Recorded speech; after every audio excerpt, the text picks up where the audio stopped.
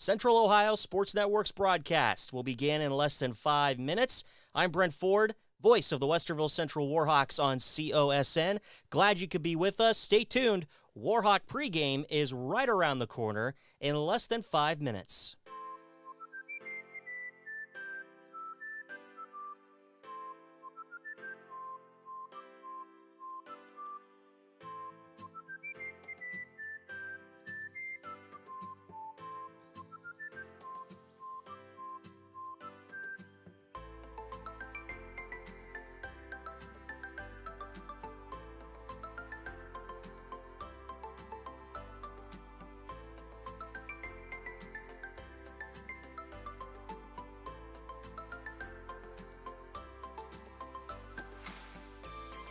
This is Central Ohio Sports Network's broadcast coverage of the Westerville Central Warhawks. Our Warhawk pregame will begin in less than 4 minutes.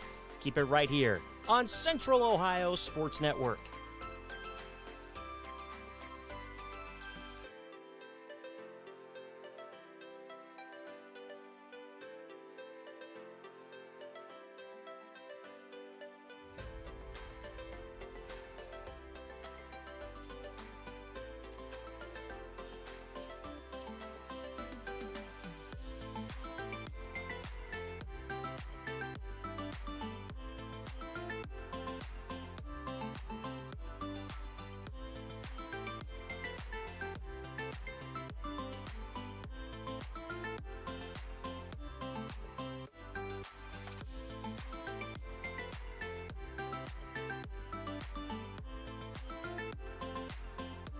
Central Ohio Sports Network, our coverage of Westerville Central will begin in less than 3 minutes right here on COSN.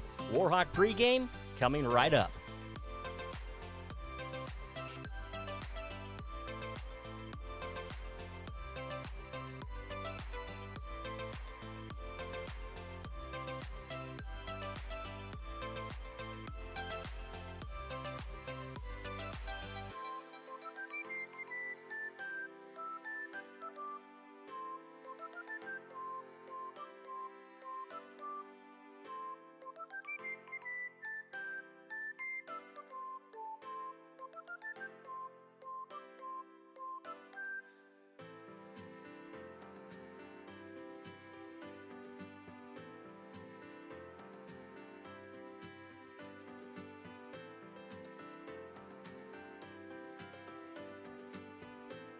We've hit the 2-minute warning.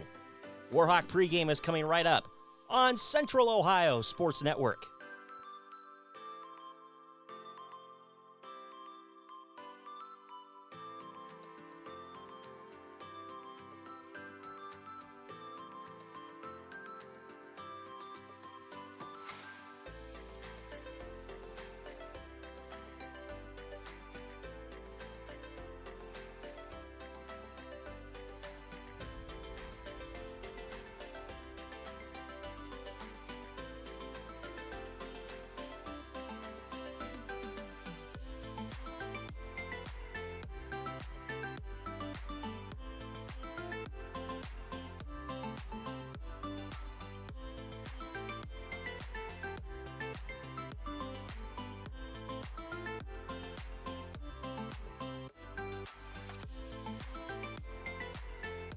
Warhawk pregame begins in 1 minute. Our broadcast presentation of the Westerville Central Warhawks. It's coming up right here on COSN.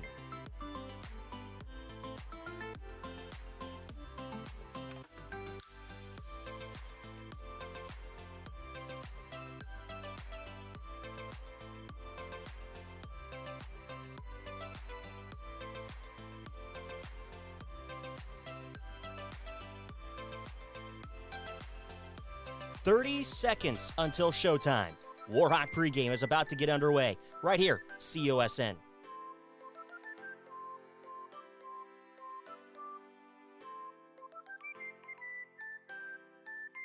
Central Ohio Sports Network broadcast presentation of the Westerville Central Warhawks begins in 10, 9, 8, 7, 6, 5, 4, 3, From the Ohio News Network, this is the Ohio Education Association Tonight in High School Football. Named Best Sports Program in the Country by the National Association of State Radio Networks. Tonight in High School Football is presented by Beck's Hybrids and by Ohio for Responsible Gambling. Now here's your host, Skip Mossick. And hi again, everyone. Welcome to week number 4 of the high school football season across Ohio, where we've seen the number of undefeated teams shrink after the first 3 weeks, and that number will go down again after tonight as we have several unbeatens facing off with each other. Some terrific matchups as always around the state, and we'll begin our week 4 previews next on the Ohio News Network. Friday night, Under the Lights reminds us teamwork, dedication, and community start in our schools. I'm Ohio Education Association President Jeff Wenson, and on behalf of the OEA's 120,000 members, we are proud to sponsor tonight's game and even prouder to support our public schools. Whether it's touchdowns or textbooks, success starts with a strong foundation. From the classroom to the end zone, we believe in every student's potential because in Ohio, public education matters. Every day, farmers rise before the sun and put everything they have into a job so few can do. Their courage, resilience, and relentless work shape the legacies and future of our country. At Beck's, we're proud to stand alongside those who don't wait to see what the world will do. They act, they lead, they are the difference. Beck's honors your commitment to your land, family, and purpose. And while we can't predict what the future holds, there is one thing we can do to change it, and that's be the difference. Right now, in every decision and every season. This is Tonight in High School Football on the Ohio News Network. Once again, here's Skip Mossick. We are presented by Beck's Hybrids. At Beck's, they are and will remain farmers at heart. And welcome back, everyone. We'll begin our Week 4 previews in the northeastern region of the state. Our first stop is up in Stark County in a matchup between unbeatens as Uniontown Lake plays host to Massillon Perry. Lake coach Dan DeGeorge says they'll need to play their best game of the season. For us, it's going to be a huge task. By far the best team we've played to date. We're going to have to play really, really good defense and tackle well because Perry likes to run the football. And then offensively, we got to find a way to hit some big plays because defensively, they're very stout. Good one in Wayne County has Downton playing at Smithville. Both are 3-0. Next up to Cuyahoga County, and another matchup between unbeatens as Cuyahoga Heights welcomes in Wycliffe. Cuyahoga Heights coach Al Martin knows his team will need to play well. Wycliffe beat us last year fairly convincingly, and they have a ton of guys back, really well-coached football team who's physical and a lot of really high-end talent, a lot of speed at the skill position. So they're a real challenge for us. Next to Geauga County, Gates Mills Hawken will host Geneva. Both are 3-0. Hawken coach Mark Imerino says Geneva will stress any defense. Ball control team. They do a great job. They scored 63 points last week and shut out their opponents. So it'll be a tall task for us, and hopefully we can keep playing the way we've been playing, and we look forward to a great contest. Some good ones in Mahoning County this evening. Painesville Riverside is 3-0. Tonight they're at 2-1. Austintown Fitch. Riverside coach Jeremy Ishmael says Fitch is the real deal. They have two very good running backs, and they're very skilled and very talented on the outside from a receiver standpoint. So definitely we'll have our hands full with their offense, and then from a defensive standpoint, they just, man, you want to talk about athletes and guys who just fly to the football. They're definitely a very challenging football team. Elsewhere, Columbiana Crestview will play at Youngstown Liberty. Both are 3-0. Crestview coach Dominic Perry says Liberty presents lots of challenges. They're very physical up front on both sides of the ball. Linebackers are very aggressive. Offensively, they have talent in a lot of areas, specifically the Moody kid and the Tutwiler kid. They really present challenges for us. Another matchup of unbeatens features Canfield playing at Poland, a team that Canfield coach Joe Ignazio says will make you work. They certainly present a problem at the quarterback position, along with other skilled kids. They're going to spread the ball all over the place, but we've got to make sure that we concentrate on a very talented quarterback And then, they're physical defensively. South into Columbiana County, East Palestine is 3-0. Tonight they host 2-1 David Anderson. East Palestine coach Mike Dempster knows his defense will need to play well. They've got a stellar tailback who is going to be very hard for us to bring down. He provides a lot of problems for us. He's big, he's strong, he's fast. They got a very athletic quarterback. So, between those two guys up front, they've got just about everybody back. So they've got a lot of experience. Goodwin in Jefferson County has 3-0 Toronto, hosting 2-1 Newcomerstown. Next into Central Ohio, Goodwin in Franklin County. Cross-state matchup as Columbus DeSales plays host to Hamilton Baden. Both are 3-0. DeSales coach Ryan Wiggins. These guys have been the best team in the GCL conference. We've crossed paths, a few times over the last few years, and their kids are physical. They're good up front. They really run to the ball well on defense. Good matchup in Hilliard as Davidson plays host to Darby. Both are 2-1. Grandview Heights is off to a 3-0 start. Tonight they host 2-1 Bexley. Bexley coach Mike Kerr says Grandview poses all kinds of challenges. Very, very talented team, obviously, with their running back and defensive line. They pose a lot of problems for us, but our kids are excited about playing and looking forward to the challenge. North into Delaware County, Olentangy Orange looks to remain perfect on the season. Tonight they host 2-1 Gahanna. Orange coach Wes Schrader. They got us last year. It was their first loss here last year. They're athletic. They got some big guys up front that cause some havoc, and they're going to bring pressure and try to make us a little uncomfortable. So we're excited for the challenge, and we're looking forward to Friday night. West into Madison County. West Jefferson is 3-0. Tonight they host 2-1 Cedarville. West Jeff coach John Busher expects a tough challenge. A team that's going to present a lot of challenges. They're 2-1. So we're excited about that, being able to play them at this point. Both having winning records, and our kids have been extremely focused on getting better each day. We're looking forward to Friday night. Coming up as we continue getting you ready for your game broadcast, we'll hit the Northwest, Southwest, and Southern areas of the state as the Ohio Education Association Tonight in High School Football, presented by Beck's Hybrids and by Ohio for Responsible Gambling, continues on the Ohio News Network. Beck's recognizes this week's player with heart, Christopher Kinsey from Cardington Lincoln High School, for his commitment and passion on the field and within the farming community. I've been playing with these kids since I was in 5th grade, so you kind of build like a brotherhood and like the camaraderie that you have, not just about the game, just like kind of life itself, responsibility, knowing where to be. Resilience is a big one too. I feel like I've gained from it. Lessons in football, lessons in FFA. The things I learned, and I knew that I wanted to have, like, hopefully maybe an ag background in my life. I've showed livestock since I was, very young, and so it was just kind of a given. And, of course, the importance of agriculture. There's family generation farms that, that's their whole life, and agriculture, that's the stuff that brings your community around. Yeah, I think it's just the most important thing ever. People underestimate it. At Beck's, we are and will remain farmers at heart. You can stream the game on your phone while you're gardening.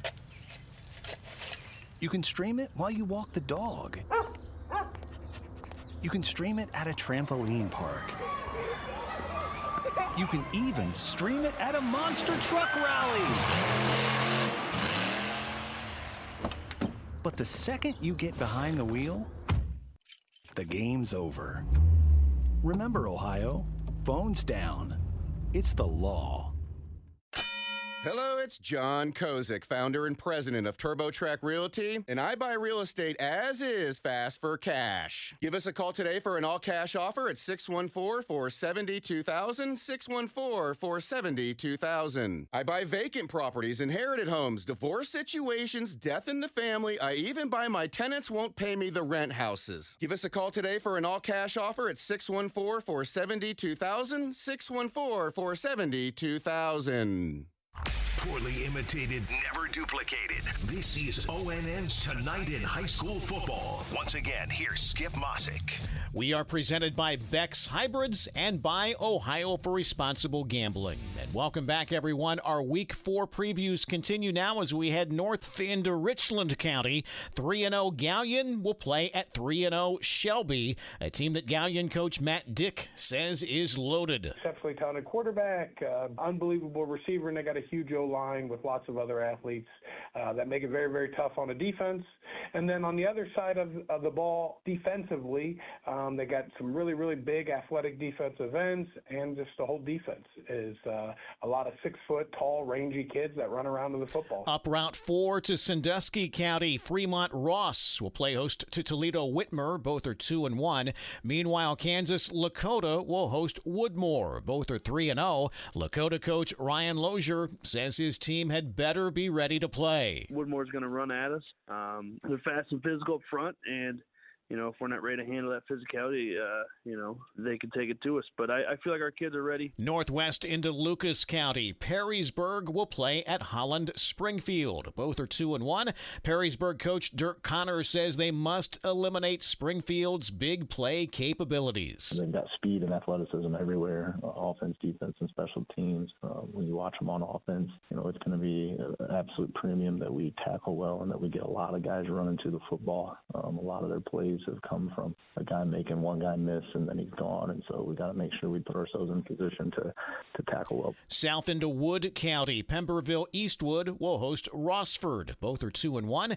Eastwood coach Sam Cotterman wants a fast start to this one and knows his defense will need to step up. With Rossford, anytime you have a quarterback who can run the ball well, that gives you an extra blocker in the box, which makes it more difficult for your defense. For us, offensively against their defense, we just got to come out and have a strong start, which we haven't had. Next into Putnam County, Lipsick is 3-0. Tonight they're at 2-1, Pandora Gilboa. Lipsick coach Joe Kirkendall says his offense will need to match Pandora Gilboa's physicality. Pandora's a very veteran group. Very, very well coached on the defensive side of the ball, very stout up front. They're going to be very disciplined, they're going to be very aggressive. They're going to come after us. It's going to cause some young guys to have to kind of step up and make some adjustments and make some plays. South into Dark County, New Bremen will be at Versailles. Both are 3-0. New Bremen coach Chris Schmidt says despite being unbeaten, the focus is on improvement. Our kids know that we need to get better and are working to get better. It's a big game this week. Versailles always poses a challenge in terms of their physicality and size, and they're just well coached. Southwest into Hamilton County. Good ones there feature Cincinnati Anderson hosting Lebanon. Both are 3-0. Anderson coach Evan Dreyer knows who they need to stop. Their senior quarterback, Luke, has had a great season. We have to be able to contain him. He's done an unbelievable job the last 2 weeks of getting the ball out of his hands and putting huge numbers and stats within their offense. He's the catalyst for everything. Another matchup of unbeatens has LaSalle hosting Elder. LaSalle coach Pat McLaughlin says there will be some defensive challenges. Very good football team, solid on offense, defense, special teams. Coach Ramsey's done a good job for a long time. They'll be very well coached. We got to stop the quarterback who's really good. We got to be able to stop the run. A couple of good ones in Claremont County have 3-0 Hillsboro playing at 3-0 Williamsburg. Meanwhile, Miami Trace is 3-0. They're at 2-1 Batavia. Miami Trace coach Jerry Williams hopes to get some key offensive weapons back from injury. We recently have been bitten by the injury bug, and we hope to get back on track scoring this week as we get some of our playmakers back. We'll need another strong outing as Batavia's offense can certainly create some challenges. Some good ones in Southern Ohio tonight. Pike County, 2-1 Piketon will host 2-1 Zane Trace. Meanwhile, in Athens County, 2-1 Alexander will play at 3-0 Athens. Alexander coach Corey Bean says his guys are ready for this one. Athens has great team speed. They're very well coached, and we are more than prepared to have a tremendous battle. Rivalries are the greatest test of character and resilience. and we're ready to go. Should be a good one in Washington County as 3-0 Waterford will host 2-1 Fort Fry. And we'll be back to wrap up this week's edition of the Ohio Education Association Tonight in High School Football, presented by Beck's Hybrids and by Ohio for Responsible Gambling, next on the Ohio News Network.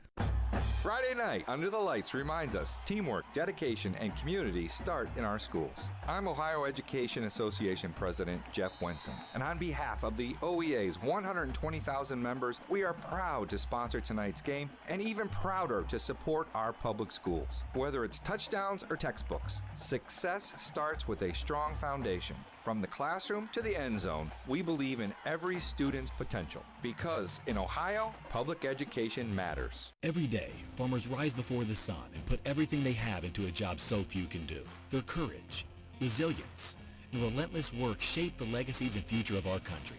At Beck's, we're proud to stand alongside those who don't wait to see what the world will do. They act, they lead, they are the difference. Beck's honors your commitment to your land, family, and purpose. And while we can't predict what the future holds, there is one thing we can do to change it, and that's be the difference, right now, in every decision and every season.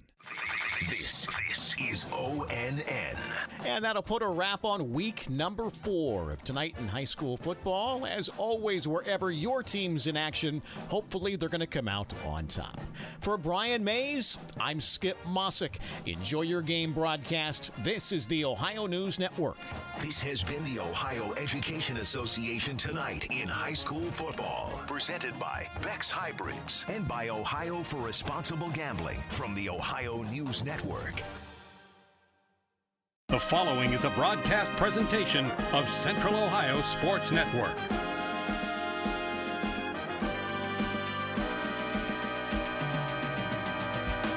Welcome to Warhawk Pregame on Central Ohio's Sports Network.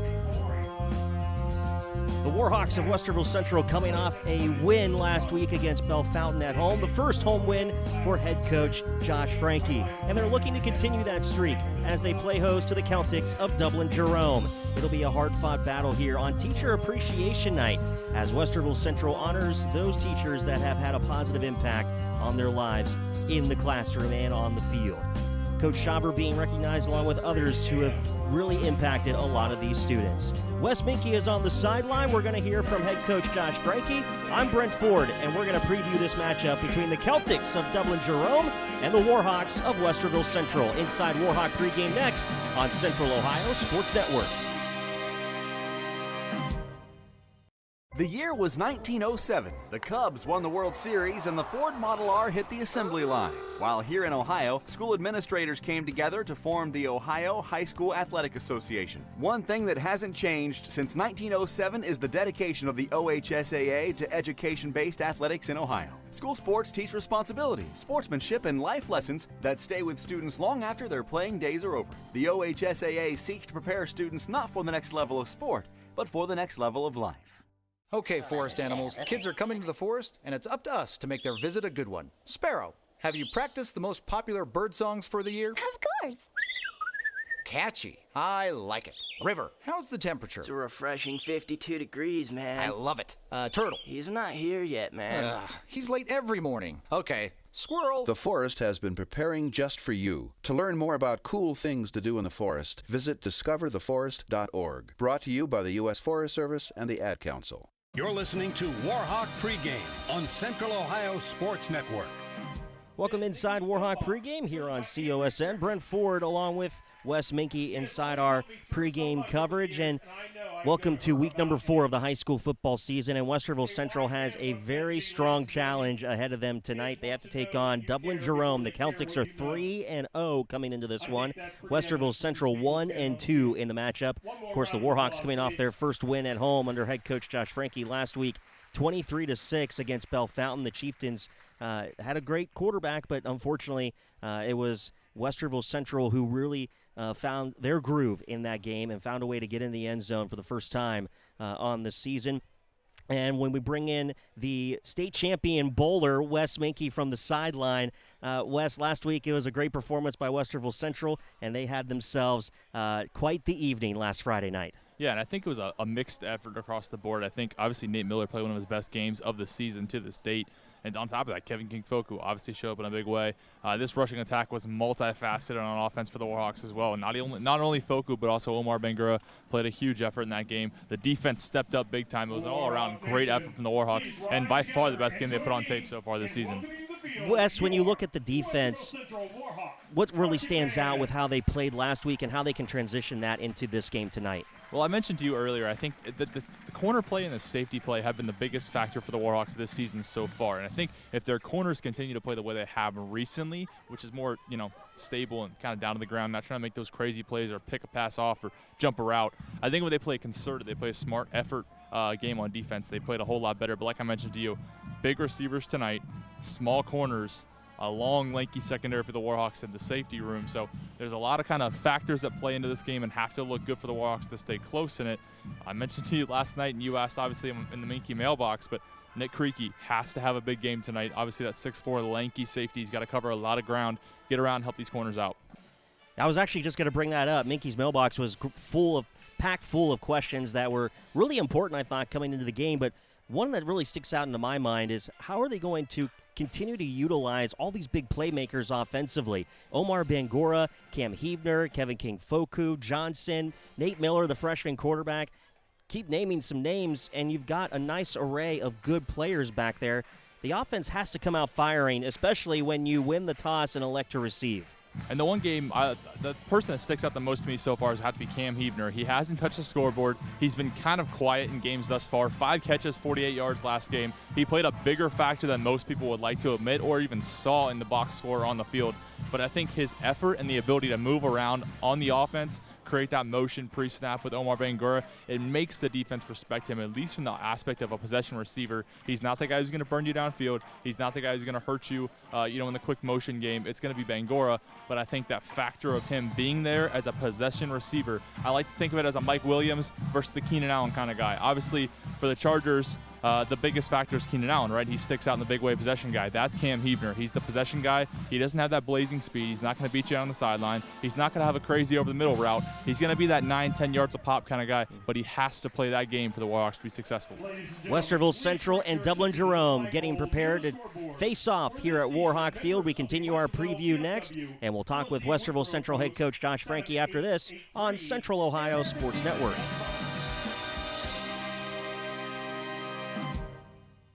Phone's blowing up, but you're in the driver's seat. Ignore the buzz, keep your eyes on the street.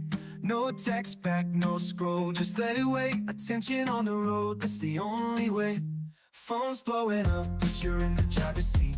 Ignore the buzz, keep your eyes on the street. No text back, no scroll, just let it wait. Don't drive distracted. A message brought to you by the National Highway Traffic Safety Administration, Project Yellow Light, and the Ad Council. I love playing sports, especially for my school. And that's because school sports are special. It's where it's safe to fail. It's where we're taught resilience, where our fear becomes confidence. It's where we learn to get back up after every fall. School sports are where 7.8 million students go from I can't to I can. This message presented by the OHSAA and the Ohio Interscholastic Athletic Administrators Association.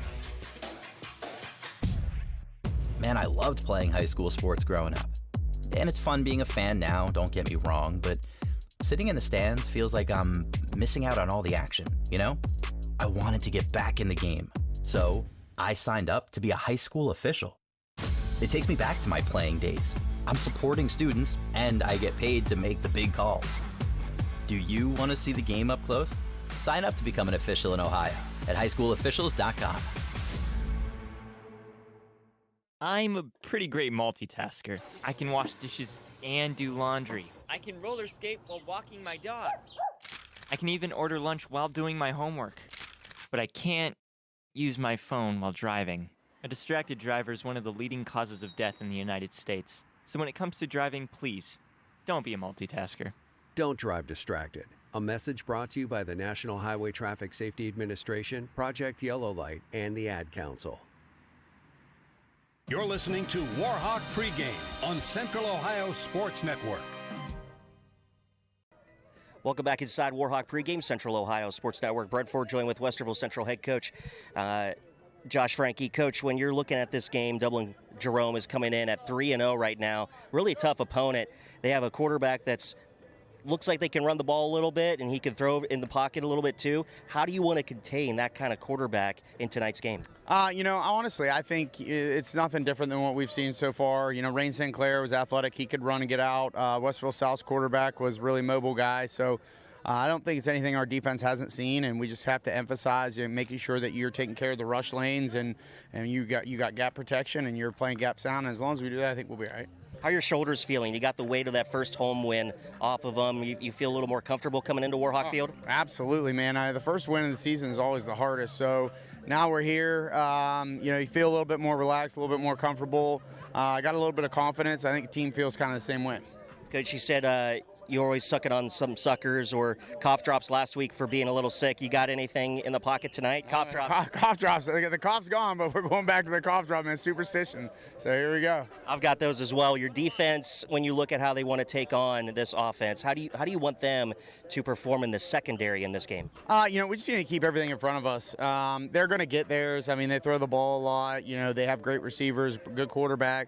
They're going to make catches. We just can't make them 60, 80, yard catches. I'm okay with a 15-yard catch here or there as long as we keep it in front of us and we just kind of eliminate those big plays downfield. If we can make them sustain, 10, 15-yard play or drives all the way down, then I just don't think they're built to do that.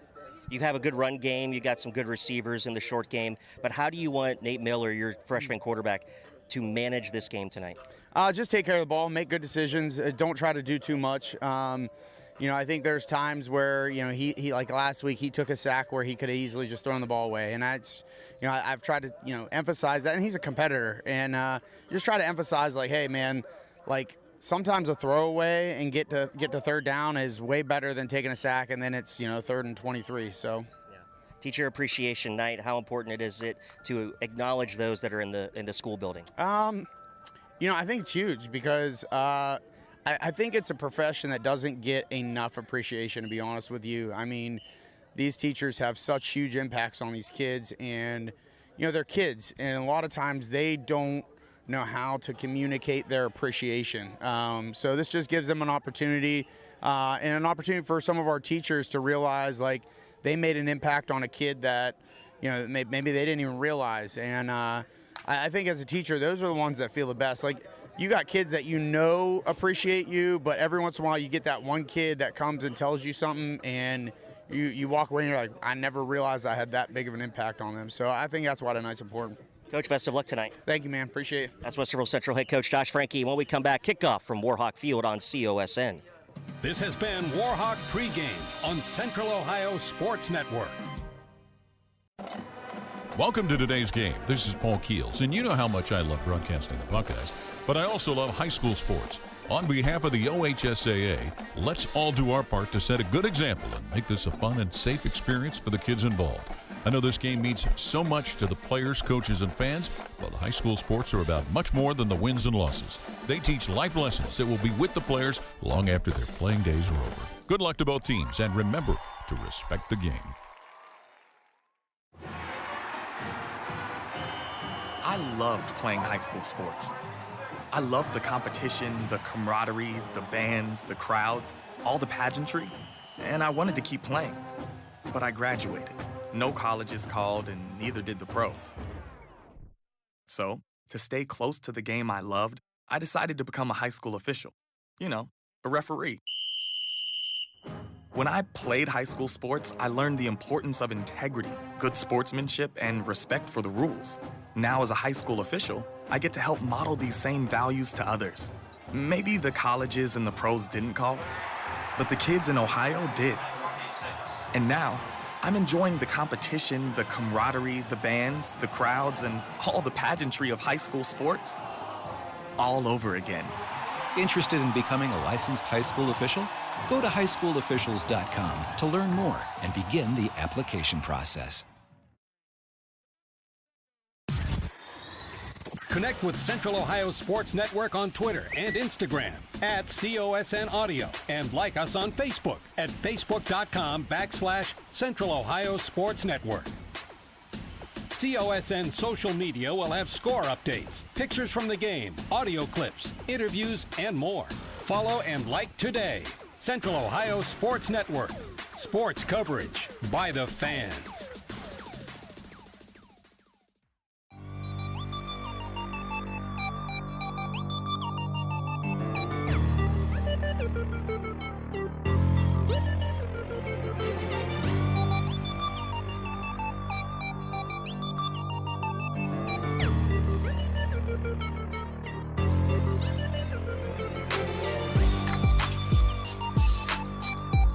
The Warhawks of Westerville Central getting set to take on the Celtics of Dublin Jerome. Welcome inside Central Ohio Sports Network's broadcast presentation of Westerville Central Warhawk football. The Celtics of Dublin Jerome have taken the field, and the Warhawks getting ready to do the same here at Warhawk Field from the campus of Westerville Central High School. The bells have sound, and the Warhawks are making their way toward the tunnel right now to come out onto the field. The smoke is lit, and the Warhawks are in position. Brent Ford with you. Wes Minke will be on the sidelines. He'll bring us all the info and analysis as well from the sidelines where Westerville Central will be held on this home side. Westerville Central won the opening toss and elected to receive.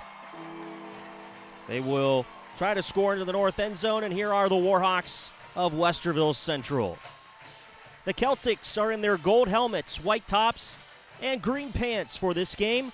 Westerville Central has gone with the white tops, or I should say the white helmets, and the gray-silver jerseys with the white pants. Black numerals outlined in white for Westerville Central, and they are ready and primed for tonight's matchup against Dublin Jerome. Dublin Jerome led by probably a legendary head coach in Central Ohio, Coach Mark Crabtree. And that's someone who has really turned things around for Dublin Jerome in 3 games of play for the Celtics. And we'll get to see the Westerville Central offense first to start this one tonight, led by the freshman quarterback, Nate Miller. Well, let's go down to the sideline and bring in Wes Minke for what it feels like down there at field level right now for this big-time matchup. A little choked up on smoke, but I like the calmness of Coach Frankie and the Warhawks right now. I think this is a big game. Brett, you mentioned it. It's obviously not as big as a North or South game, but this is a huge game for Westerville Central's season, not only to justify what they've done in last week's action, but also for tonight. They got to prove a point. They got to come out here and beat one of the premier teams in Central Ohio this year. And this is a big statement game for not only Coach Frankie, but for Nate Miller. He can come out and show off to basically a place where his uncle is going to send his kid one day, the legendary Braxton Miller, showing off in that context. This is a big game for Nate Miller, but I think it's a bigger game for Coach Frankie as well. Kicking off for Dublin Jerome will be 83, Luca Licata. And back deep for Westerville Central, Nico Bogatich. And Jerome will kick left to right as we see it. And on Teacher Appreciation Night, week 4 of the high school football season is underway. And this kickoff is going to go out of bounds, and that'll draw the first penalty marker of the game in this one. And Westerville Central will have some better starting field position in their first drive. Christian Hahn was on that far side to receive for Westerville Central, but it was out of bounds, so he didn't get a chance to do so. And that'll mark the ball at the 35-yard line for Westerville Central to start things off. 1st and 10 for the Warhawks.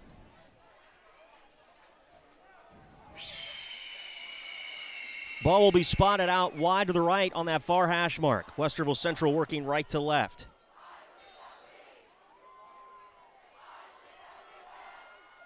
One receiver out wide to the right, that's Omar Mangora. Now he comes in motion across the formation to the near side. They'll hand it off Kevin King Foku, and he'll get a run, and he's brought down on the play by D'Angelo Nardone of Dublin Jerome. That'll bring up 2nd down and 10 for Westerville Central. So no gain, no loss. Right back to the line of scrimmage. First run for Kevin King Foku goes for 0.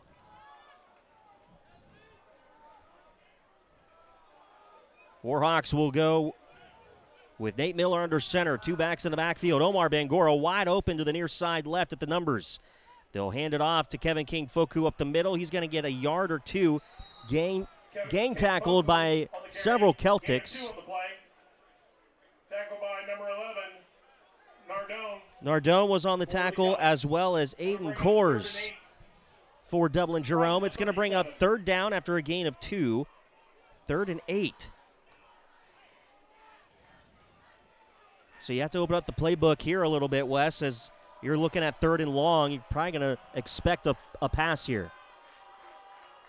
Cam Hebner is going to go out wide to the right with Omar Bangura inside of him. Miller goes into the shotgun with 2 backs in the backfield with him. Timeout already. And we're going to get a timeout by Westerville Central. Coach Frankie didn't like that. And Wes, did you see anything? The play clock was running down, it looked like.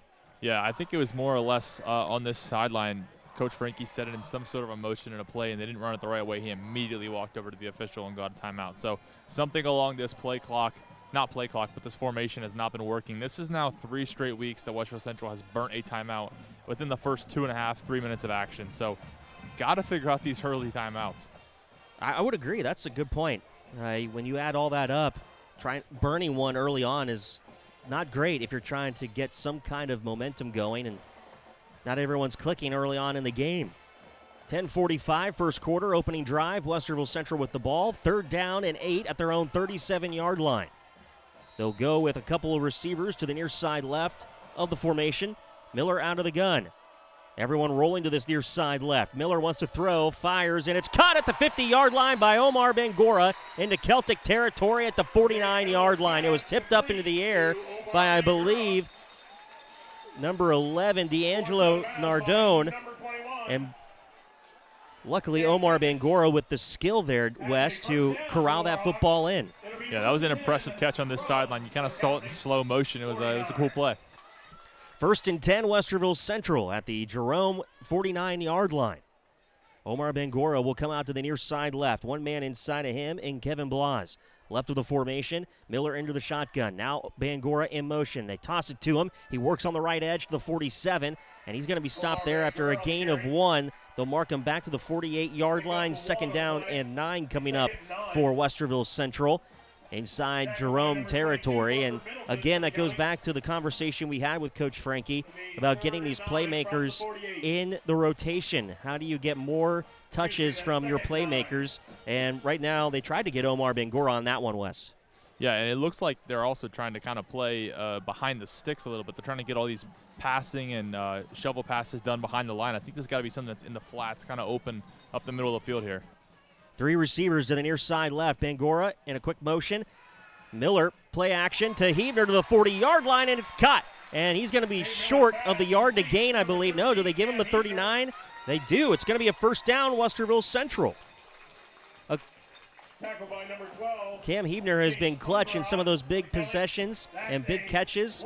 It's 1st down for Westerville Central at the Jerome 39-yard line. 1st and 10. Working right to left as we see it, trying to score into the north end zone. 9:38 first quarter, opening possession. Miller under center, 3 backs in the backfield. Kevin King Foku works left edge.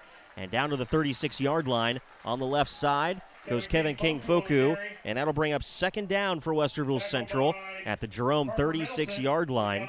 And I do like the mix of plays here, Wes. It seems like it's working. Yeah, it looks like they're trying to open the game up a little bit with Omar Bangura and Cam Hebner, but also sticking to their roots, keeping that ball in Kevin King Foku's hands in early downs.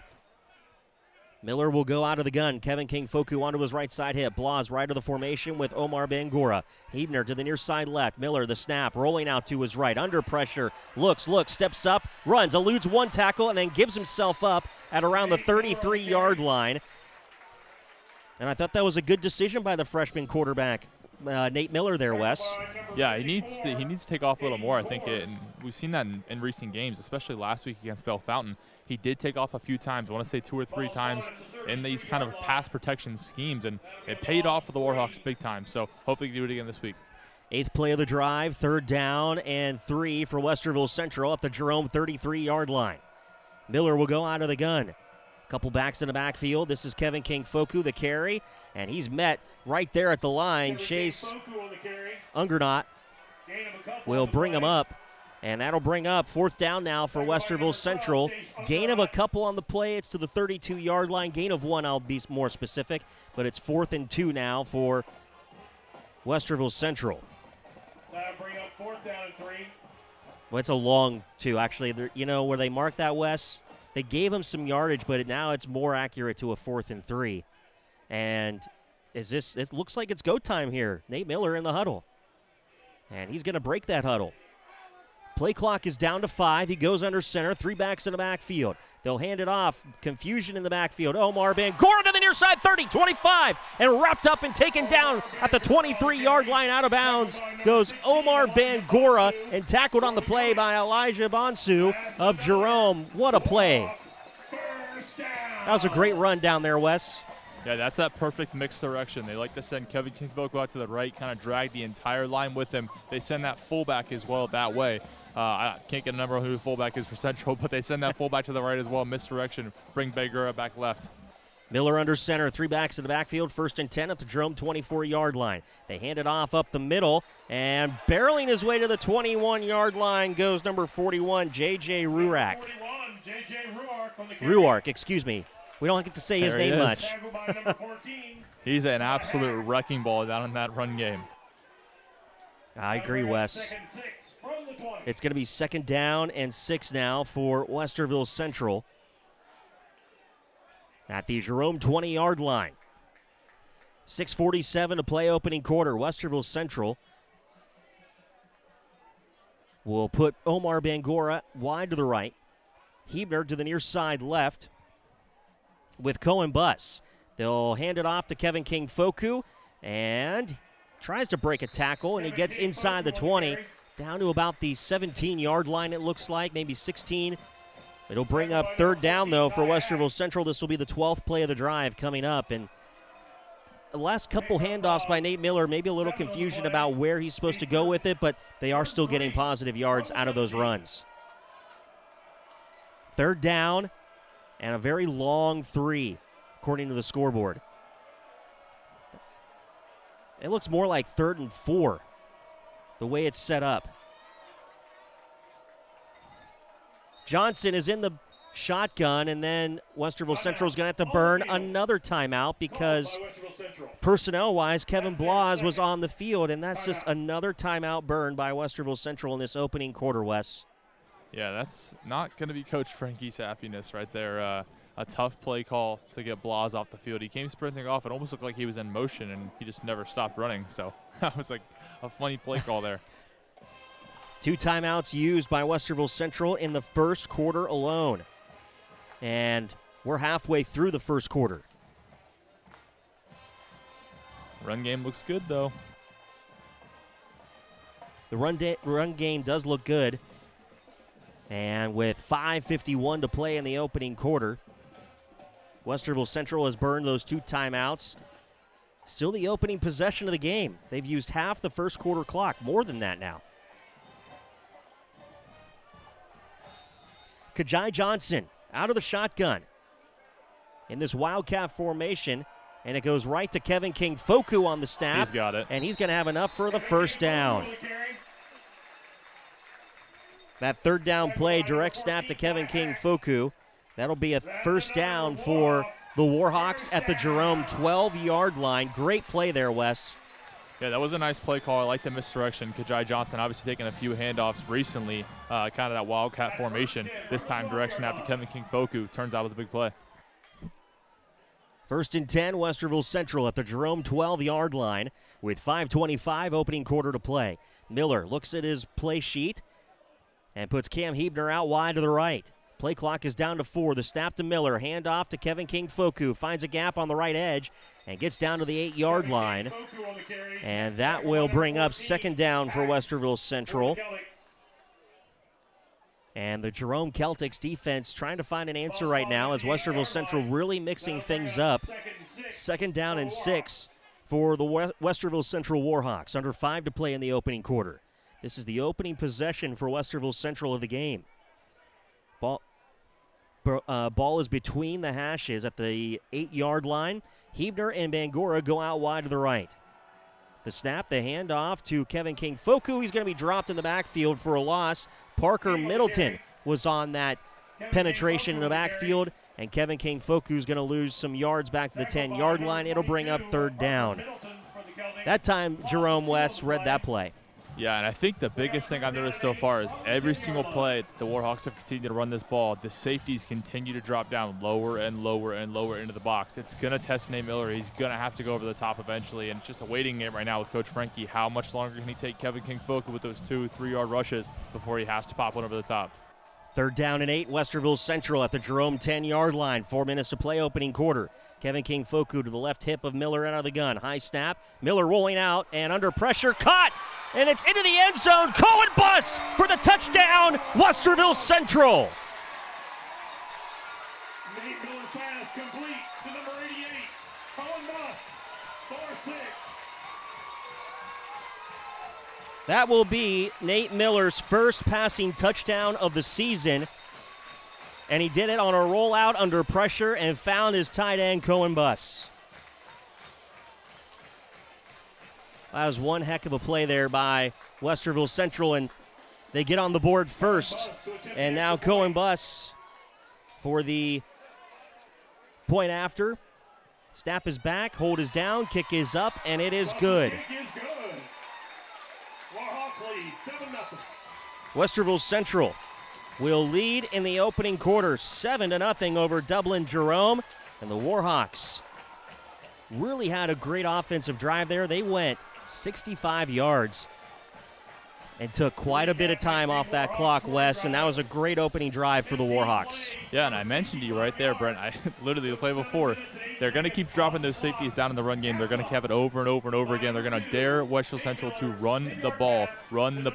And Coach Frankie's going to stick to his game plan. He keeps running the ball. Eventually those safeties can't wait any longer. They try and jump the play, and Cohen Bus wide open for the touchdown. Rylan Moran to put it in the air. Back deep for the Celtics. 8 minutes and 8 seconds off of the scoreboard. Kickoff by Westerville Central the other way, and Dublin Jerome will return it from the 1-yard line and get out to their own 24-yard line. And on the return was Matthew Giantonio, and that's where Dublin Jerome will start this drive. And they've been waiting on the sidelines patiently, their offense. And they will start at the 3:45 mark to play at their own 24-yard line in this first quarter of action. Westerville Central 15 plays, 65 yards, 8:08 off the clock in that first possession. And so now we'll get to see Dublin Jerome. Nolan Peoples in at quarterback for the Celtics. Movement on the line, penalty markers fly before the snap, and this should be against they're going to say it's against Westerville Central encroachment. Encroachment. Call on the Hawks. It'll be first down and 5.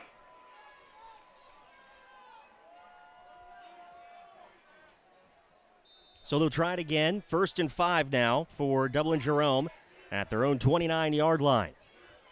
They're going to bring a receiver out wide to the near side right. Kekriski. And then a receiver out wide to the left for Peoples out of the gun. They'll hand it off on 1st down. They'll run up the middle. And right there, Westerville Central there to stop that. Joey Slates was on the run. And Greg Woods was on the stop for the Warhawks of Westerville Central. He was flying around last week, and he's not stopped tonight. He's right back where he left off. No gain on the play. It'll be 2nd and 5. 2nd down and 5. No gain on the play. From their own 29-yard line, Dublin Jerome. Nolan Peoples, the senior quarterback, at 5'10", will go into the shotgun. 4 receiver set, split on either side from the near hash, working left to right. They'll hand it, they'll play action over the middle, and it's incomplete. They were looking for Chakurski on that route across the middle, and it falls incomplete. It'll bring up 3rd down now for Dublin Jerome. And can the Warhawk defense get a stop? They go 4 wide again. Jerome with 3:02 to play in the first quarter, and they trail 7-0 to Westerville Central. It'll be 3rd and 5. 4 receivers set, split either side, ball near hash mark at their own 29-yard line, Dublin Jerome. Peoples out of the gun, play clock at 4. The snap, the handoff. No, he wants to throw, fires over the middle, caught, and that'll be enough for a first down into the hands of Jack Kursky. Tackled by number 27, Devon Lipsy on the stop, and it goes up to the 41-yard line for a first down, Dublin Jerome. Peoples out of the gun, trying to have that hard count, but nothing going. 4 receivers set, ball near hash mark at their own 41, Dublin Jerome. In the backfield, Joey Slates. Play clock is down to 12. Peoples relays the new play from the sideline to his offensive line. Man in motion right to left. They'll hand it off to Slates up the middle, and he's not going to get anything but maybe a loss of a yard on the play. It looked like that was Devon Lipsy on the stop for Westerville Central. It'll bring up 2nd down and 10 for Dublin Jerome. And Wes, this would be big if Westerville Central's defense can find a way to get a stop here.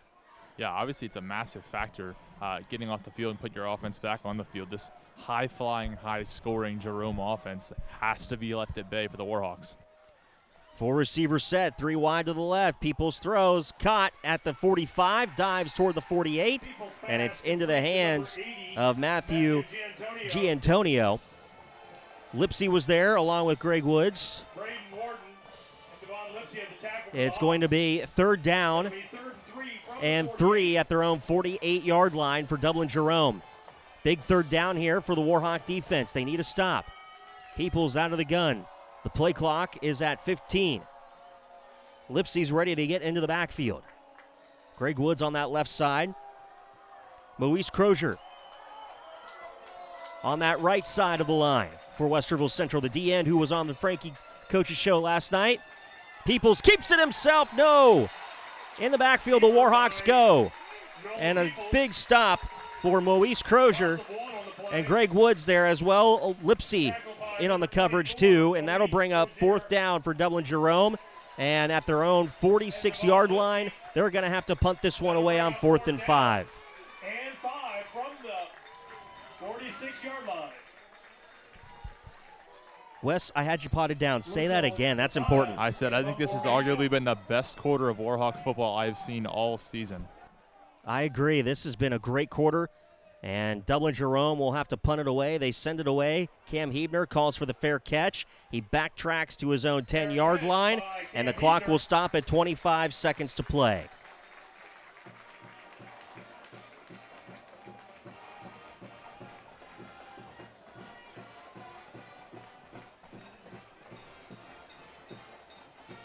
So Westerville Central will get the football back, and they'll have 25 seconds to work with in the first quarter. And they will work at their own 10-yard line. 1st and 10 for Westerville Central. Nate Miller will go out of the gun. Omar Bangura near side left at the numbers. Cam Hebner inside of him. Ball far hash mark. Kevin King Foku onto his right side hip. Cohen Bus in motion. Right side of the line to the left. Kevin King Foku gets the handoff, and he just shoves his way across the 15 to the 16-yard line. It'll bring up 2nd down for Westerville Central and most likely take us to the second quarter as the Warhawks are currently leading Dublin Jerome 7-0, and that is going to take us to the end of the first quarter. Warhawks lead Celtics 7-0 after 1 on Central Ohio Sports Network.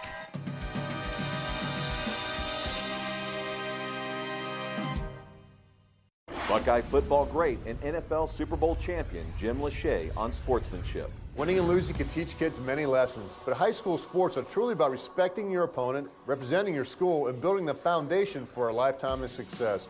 High school sports create memories that last a lifetime. And member schools of the OHSAA are committed to following a high set of standards. Whether it's on the field or in the stands, we can all do our part to respect the game. This message brought to you by the Ohio High School Athletic Association. Attention high school sports fans, are you an armchair official? You know, the parent or fan who constantly yells at the referees and loves to let everyone know just how bad you think they are. Well, if you think you could do better, then get in the game and prove it. It's time for you to suit up and make the calls where they actually count. Every sport in Ohio needs more officials. Sign up today at highschoolofficials.com. This is the home of the Westerville Central Warhawks, Central Ohio Sports Network. Start of the second quarter, Westerville Central leads Dublin Jerome 7-0. And Warhawks with their second possession of the game. They used 8 minutes and 8 seconds in their opening drive. Didn't leave Jerome much, and the defense held. And on second down, Miller throws, and it's incomplete. No one was in the vicinity. Omar Bangura, Cam Hebner were probably the intended targets, but it falls incomplete. It's going to bring up third down for Westerville Central. But I tell you what, Wes, that first quarter was brilliantly executed by Westerville Central. That's exactly what you need to see when you're Warhawk football. Obviously, you need to drag out those first kind of drives, those longer drives where you can run the ball, kind of push it down their throat, make them stop the run. When they stop the run, you kind of pull that out, give a little Nate Miller action, see what you can do. On third down and 3, Westerville Central. And it's a direct snap to Kevin King-Foku. He works on the right side edge, finds a couple blocks to the 27-yard line for a first down. Great job by Kevin King-Foku there. And the Warhawks with another first down in this first half.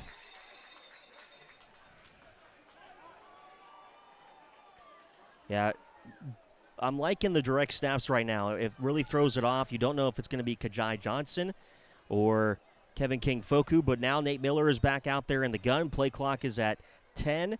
First and 10, Westerville Central at their own 27. Throws Omar Bangura right off his fingertips, but I like the opportunity there to get Omar Bangura the ball in space. Looked like it was just a little too far out of his reach, Wes. Yeah, those quick out routes are what's playing a huge factor for the Warhawks. Kind of get the ball in space, give them a little action out wide. Omar Bangura, Cam Hebner, look for those guys to play a big factor when those routes come. So they'll bring up second and 10 for Westerville Central at their own 27-yard line. 11:19 to play, second quarter. Cam Hebner and Omar Bangura come near side right at the numbers. Ball near hash mark. Bangura in motion. They hand it off Kevin King-Foku, and he's going to be stopped at around the 29-yard line by a couple of Celtics on that play. Parker Middleton was on the stop for the Celtics. Clock will run. It's going to be third down. So third down and 8, and probably obvious passing third down, Wes. At least that's what I would think. Has to be here, and I'm thinking there's going to be about 3 guys who I think have a chance to get in the ball. Got to be Kevin Blas, Cam Hebner, or Omar Bangura. And Cam Hebner's going to come near side right with Omar Bangura inside of him. Kevin Blas is there, Kajai Johnson, and they're all working to this near side. Miller fires deep down the field, and Cam Hebner can't corral it, and he had to dive for it at the Jerome 32-yard line, and he just couldn't keep it in his hands. I like the play call, though, Wes. Yeah, that's a good play. Give Nate Miller some space, allow him to kind of use that arm. He's obviously shown over the past few weeks he does have a big arm. He just needs to get open in space, kind of widen that thing up. It's a good play there. Cam Hebner got to pull that in. Westerville Central will be forced to punt this one away. 4th and 8 at their own 29-yard line. Cohen Bus sends it away. And it's going to take a Westerville Central bounce all the way back to the 15. It's going to be picked up by Ty Hogg. And he brings it out to the 25. And he gets at least 12 yards on that return. 10-12 to play in this second quarter. And Westerville Central's defense will go right back out onto the field. Second possession now for Dublin Jerome. And if you are Dublin Jerome, Wes, you're probably a little bit surprised at how well that defense of Westerville Central played. Yeah, I think they've come out swinging, and I think the biggest factor so far has been Greg Woods. He's been off that edge. He's played a massive factor in that run game, really setting the edge for his other defensive guys, letting them get inside of him. Those linebackers have stepped up a big way, too. The linebackers have stopped the run game and forced the pass for Dublin Jerome. First and 10, Dublin Jerome. Peoples out of the shotgun. 3 receivers set. And 2 to the near side left. They'll hand it off up the middle. Slates for a few. Penalty marker comes in after the play. There was a helmet that came in, and it was a gain of 6 to the 35-yard line. Greg Woods was in on the tackle for Westerville Central, but we'll see what this call is going to be.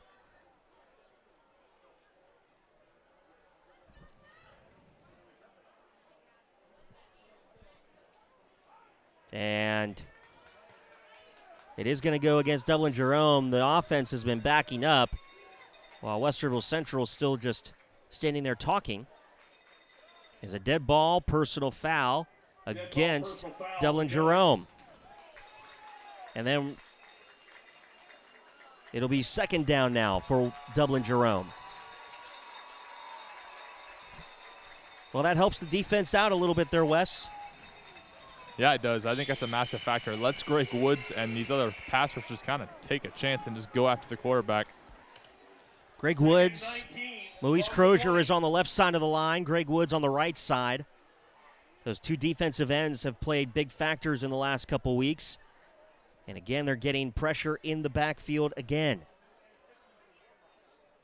Jerome will break the huddle. Play clock is at 10. Peoples out of the gun. 3 receivers near side left, 1 out wide to the right, far side. Peoples wasn't ready for that snap. Got it. Greg Woods is there, and he's going to be brought down as he falls forward. Greg Woods, Luis Crozier, that entire defensive line was in the backfield, putting pressure on Peoples, and it was a great defensive stance by the Warhawk defense. That's right, Noah Mitchell once again in there as well for Westerville Central. It's going to bring up 3rd down and long at the Jerome 19-yard line. So 3rd and 20 for the Celtics. 4 wide, 3 near side left, ball far hash mark. Peoples out of the gun, Slates to his left. Rolling to his left is Peoples, wanting to throw, fires near side, and it's caught at the 30-yard line, and diving forward is Lucas Franks. And it was almost deflected by the defense. That was Devin Smith, who almost got a hand in there for Westerville Central, but just couldn't pull it out of the hands of the senior wide receiver, Lucas Franks. But it is going to be a 4th down situation and 8 for Dublin Jerome. And once again, this Warhawk defense holds strong, Wes. I think he did get a hand in there. Devin Smith made a big impact on that catch, but obviously he wrapped him up as well, let his counterparts kind of get there, and that's been a big factor so far for the Warhawks, keeping the offense limited, especially on 3rd down long. Luka Lakita puts it into the air. Cam Hebner calls for the fair catch, stumbles backwards, and drops on it back at his own 26-yard line. And that's a couple now for Cam Hebner that he has misjudged and had to run backwards. And that time he tripped and fell as he was bringing that ball in.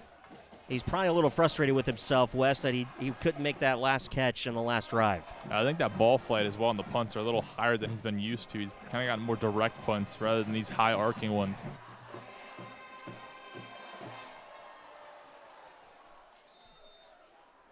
So Westerville Central will take over at their own 26-yard line after that punt.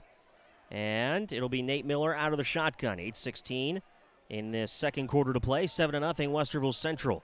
Miller will hand it off to Kevin King Foku, and near side will be dropped at around the 29-yard line. And that on the stop is Ty Hack for Dublin Jerome. Makes it to the 28-yard line, 2nd down, Westerville Central. Gain of a couple, 2nd down and 8. Cam Hebner is going to be subbed out. Cohen Buss, Kajai Johnson go out there. Omar Bangora as well. Ball near hash mark. Westerville Central working left to right as we see it. 7:45 count and counting to go in this second quarter. Loaded on the left side of the line is Westerville Central. 2nd down and 8. And a reverse to Omar Bangora. Breaks a tackle to the 30-35. And finally slung down at the 44-yard line. They'll mark him back to the 43. Omar Bangora with a big burst and a 1st down. That's what you like to see out of your playmakers, Wes. Yeah, we mentioned it pregame with Coach as well. He has to get those guys involved. Omar Bangura, Kevin King Foku have to be involved in this game plan, and they've had a huge factor so far for the Warhawks. 1st and 10, Westerville Central at their own 43-yard line. 7:20 to play in this first half of action. And Westerville Central leads Dublin Jerome 7-0. Nate Miller will work out of the gun. Bangura comes to the near side right, ball near hash mark. Kevin King-Foku in the backfield. Miller wants to keep it himself, tries to follow a block, and then he's stopped right there at the 44-yard line. Gain of 1 for the quarterback. That'll bring up 2nd down and 9 for Westerville Central. And it kind of looked like Nate Miller wanted to run, but then maybe last-minute throw, but he ran into his offensive lineman and couldn't go anywhere. Yeah, that run hole kind of swapped up pretty quickly. 6:43 and counting to play in the second quarter. 2nd down and 9, Westerville Central at their own 44-yard line, working left to right as we see it. Cam Hebner will come to the near side right, along with Cohen Buss. Omar Bangura goes out wide to the left. Now Miller brings him in. They'll hand it off. Kevin King-Foku finds a blocker to the 45 and then tripped up to the 46-yard line. It'll bring up 3rd down for Westerville Central. And like they did on their opening possession, Wes, they have to be methodical here and trying to keep these long drives alive. Yeah, you got to keep chipping away. I don't think they're going to get these big pop plays that they kind of saw last week against Bell Fountain. It's going to be the chips, the 3-4-yard plays every single play, all the way down the field. Hopefully trying to take off a lot of time as well. Maybe end this half with the ball in your hands. Under 6 minutes to play in the second quarter. Checking into the game for Westerville Central is Devin Smith, the wide receiver at 6'2", 175. Hebner's going to come to the near side. They have to move quickly. Play clock is at 3.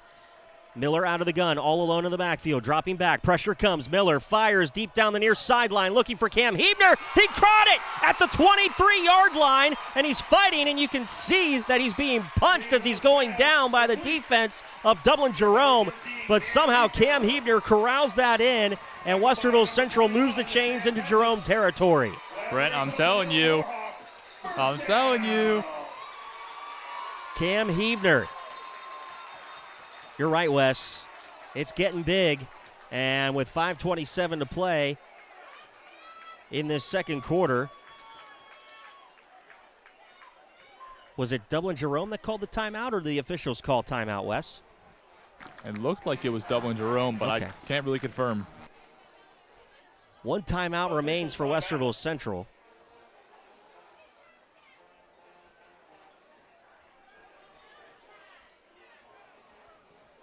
Right now the scoreboard says all 3. The PA announcer, Phil West, said that it was a official's timeout.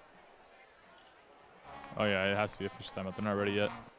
And one of the officials is talking to this near sideline to the Westerville Central coaches, and I'm not sure about what.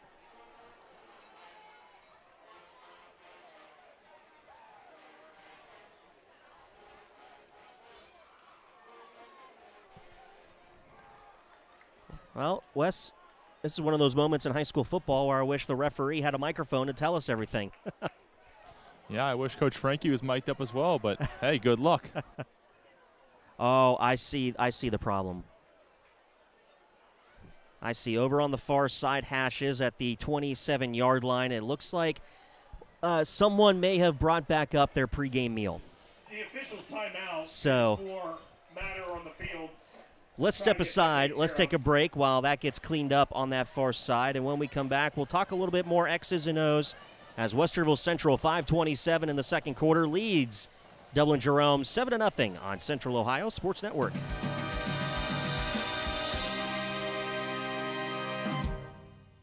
The phone's blowing up, but you're in the driver's seat.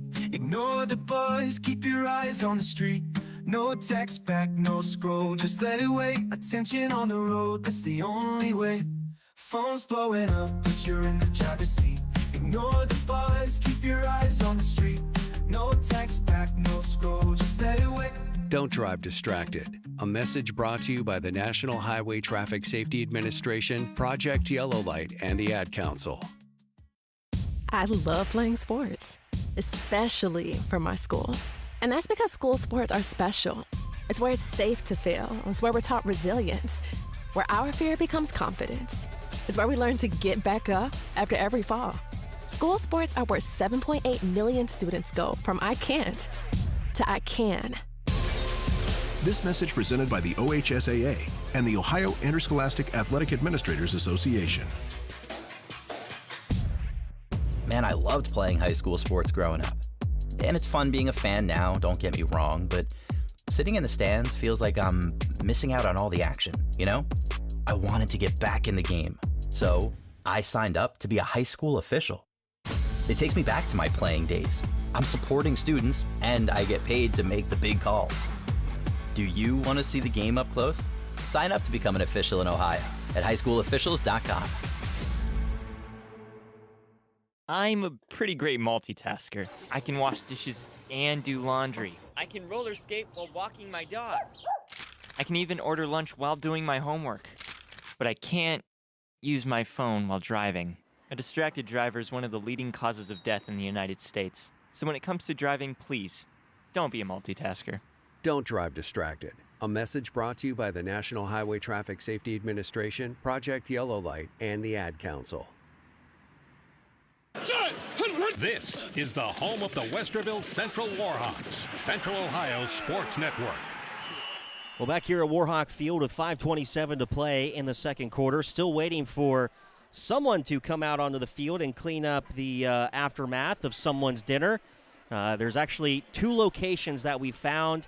There's the one on the far hashes in Dublin Jerome territory to our right at the 26-27 yard line. There's also one back to the left side of midfield at the 48-yard line. So someone lost their meal twice, and it actually looks like, Wes, we won't have to do too much filling as the officials are they allowing play to go on with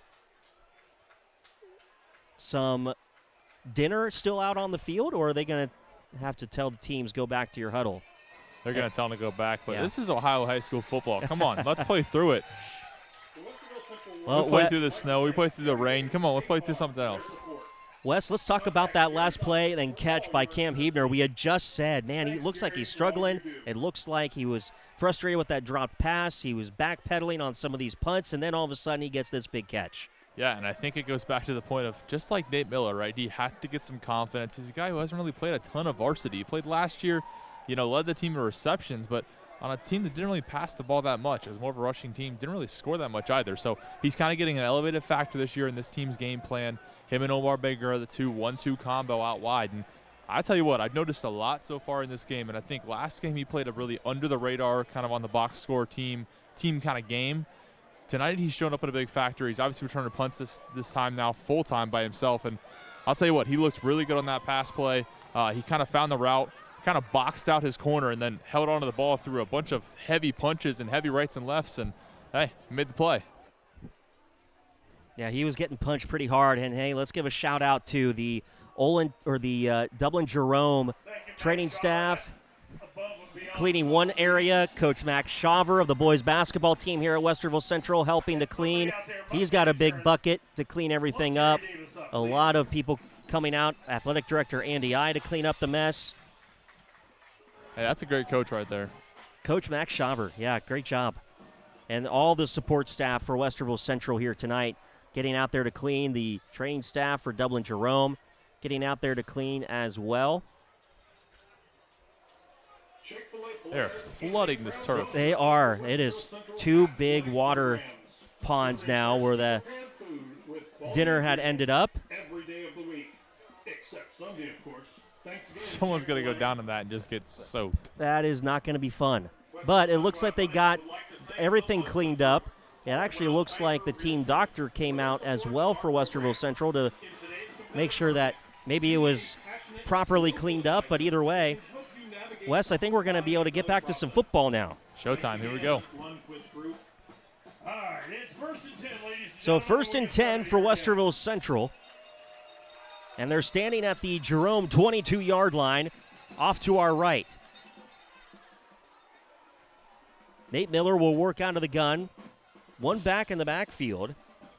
Rylan Moran is back there now. 3 receivers set to the far side left. Ball near hash mark. Westerville Central. Moran will split out wide to the right now. Omar Bangora motions into the backfield. Miller out of the gun, takes the snap, drops back, wants to throw over the middle, and it's caught right in the hands of Kevin Blas, and he stumbles to the 15-yard line. That'll bring up 2nd down for Westerville Central. Pick up a 7 on the play. It'll be 2nd and 3 from the 15-yard line. Under 5 to play in the second quarter, and it's 7-0 Westerville Central as the Warhawks look at 2nd down and 3 at the Jerome 15-yard line. Play clock is down to 15 for the freshman quarterback, Nate Miller. And he's going to go under center, 3 backs in the backfield. The tight ends on either side of the line. Some movement. Miller takes the snap. They hand it off, and right into the backfield comes Kawal Bosley. And Rylan Moran couldn't go anywhere on that carry, Wes. He had him there in his first step.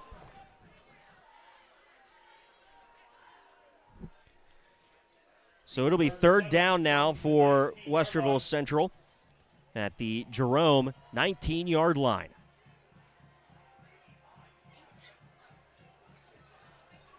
Ball will be spotted to the near hash mark at the Jerome 19. Cam Hebner goes out wide to the left. Inside of him will be Devin Smith and Omar Bangura. Miller all alone in the backfield. The play clock is down to 3. The high snap, Miller. Pressure coming. Firing back to the far end zone. Looking for Cam Hebner. Penalty markers fly. They're out of bounds. Hebner caught the ball as he was out of bounds. Or is that Devin Smith? That was Devin Smith, I think. No, it was Cam Hebner. I'm sorry. I had it right the first time. But we'll check the penalty. And if it is pass interference,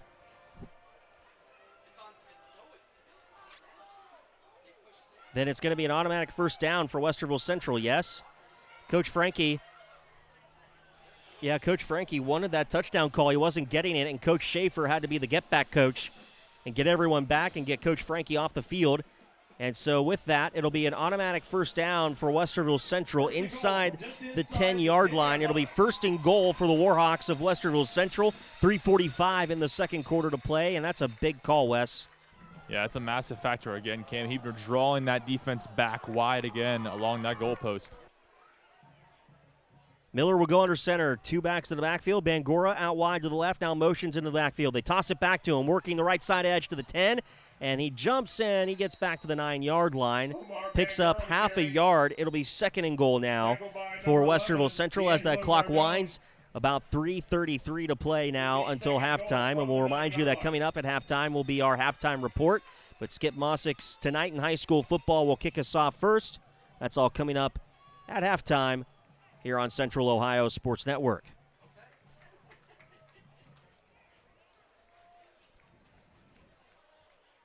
Second and goal, Westerville Central at the 9. Miller into the gun with Rylan Moran to his left side hip. Bangura on the right side of the line, Hebner to the left. Miller wants to throw, under pressure, gets away from it, has a little bit of time, fires far side, and it's out of bounds. Nate Miller's pass incomplete. That was so far out of bounds, he hit the Jerome marching band warming up on the other side of the fence. Yeah, that's a get back, if I can tell you one. That'll bring up 3rd and goal. It'll be 3rd and goal now at the 9-yard line with 2:48 to play in the first half of action. And Wes, when you're at 3rd and goal at the 9, what do you imagine this play call is going to be? You're going to see a lot of eye candy. You're going to try and get a lot of motions. Omar Bangura is going to be one of them. Rylan Moran, probably another one. Going to try and get this defense out of position, maybe something over the middle. So Miller will work out of the gun. 3 receivers to the far side left. Blah's in motion now to that far side. Miller throws into the flat, and it's incomplete. In and out of the hands of Rylan Moran, but then a penalty marker comes in afterwards, and looked like Nate Miller got pushed, and it's going to be a personal foul, roughing the passer. And that'll be on Dublin Jerome, and that'll be an automatic first down, I believe, for Westerville Central. Did Nate Miller put on his best acting uniform on that one? He certainly did. It looked like he did, yeah.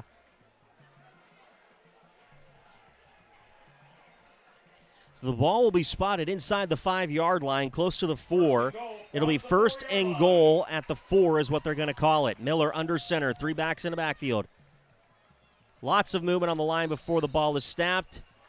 Penalty markers fly from every direction. This will be most likely a false start against Westerville Central. But the officials are going to come. The line judges are going to talk about this one. And it is going to be a false start against Westerville Central, and that's what they call. False start called on the Warhawks. So they'll try it again. It'll be first and goal from the 9-yard line. So they'll go back to that 9-yard line. First and goal, Westerville Central. 2:45 in this second quarter to play. Westerville Central leads Jerome 7-0.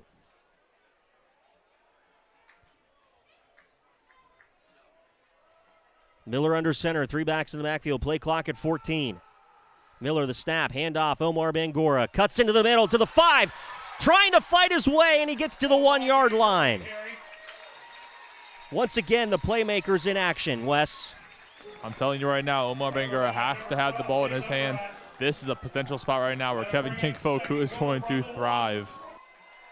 It'll be second and goal at the 1 for Westerville Central as they lead Dublin Jerome 1-0. Miller will go back under center. They get the snap off. They toss it back. Diving toward the end zone. Touchdown, Rylan Moran gets into the end zone for Westerville Central. There is a penalty marker, though, on the far sideline. And Wes, correct me if I'm wrong, but it looked like Jerome had too many men on the field. I believe so. 12 men, it looks like, on that sideline. The play should count. The referee coming over to talk to Coach Frankie.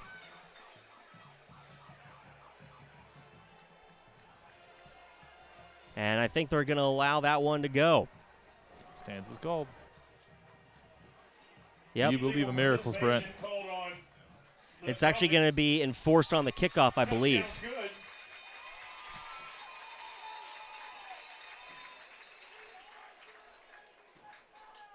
The point after for Westerville Central, Cohen Bus. The extra point. Touchdown was scored by Rylan Moran.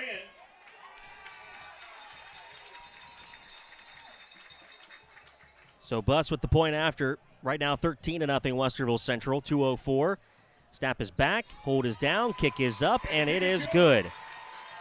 That makes your score, Westerville Central 14, Dublin Jerome 0. 14-0. Westerville Central leads Dublin Jerome with 2:04 to play. And another great drive by Westerville Central.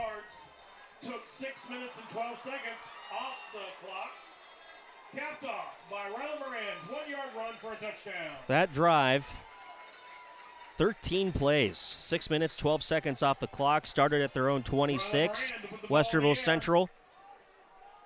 And now Dublin Jerome will have another opportunity here. They have 3 timeouts, 2:04 on the clock right now. And number 80, Matthew Giantonio. Rylan Moran will get ready to kick this off for Westerville Central. But now there's an official that says, hang on, you can't have this because we have to enforce the penalty from the too many men on the field during the touchdown play that you scored on, Rylan Moran, so you get to kick the ball from the 45. Because of the Celtic penalty. Matthew Giantonio back deep, along with his teammate Lucas Franks. Rylan Moran from his own 45 sends it away. This one will go into the end zone for a touchback. Kick sails through the end zone. 2:04 Come out to the 20. that Dublin Jerome will have to work with, and 3 timeouts for the Celtics. Westerville Central with 1. It'll be Jerome's ball, 1st and 10 from the 20-yard line. So Peoples will trot out there for Jerome, and he will relay the play to his huddle. And they'll break that huddle. 1st and 10, Jerome at their own 20, 2:04 second quarter, trailing by 2 scores. And 3 timeouts in his pocket to work with for him and Coach Crabtree. Peoples takes the snap, throws over the middle, and it's intercepted at the 40-yard line by Omar Bangura. Intercepted by Omar Bangura at the 40. Amazing job by Omar Bangura to be at the right spot at the right time. Great play by Omar Bangura. How about that, Wes? That is an incredible play by Omar Bangura. Sliding to his left, makes the play with the catch in his right side. Unbelievable athletic play by Omar Bangura.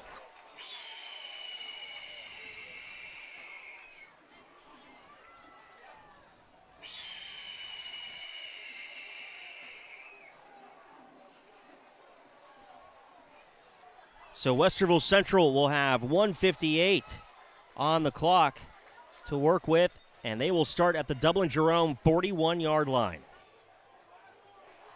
1st and 10, Westerville Central. Nate Miller will come out into the shotgun, and he's got 3 receivers onto his right side. No one in the backfield with him. Pressure coming. Fires near sideline, incomplete. Intended for Devin Smith on this near side. And I don't know, Wes, is this one of those moments where you're content to try to drain some clock and get into the locker room, or do you try to take a shot here? I was just going to say the same thing. I think it's one of those second down plays here where Coach Frankie's going to take a big shot play, and then I think if he doesn't get it, just run the ball a couple times, run this clock out.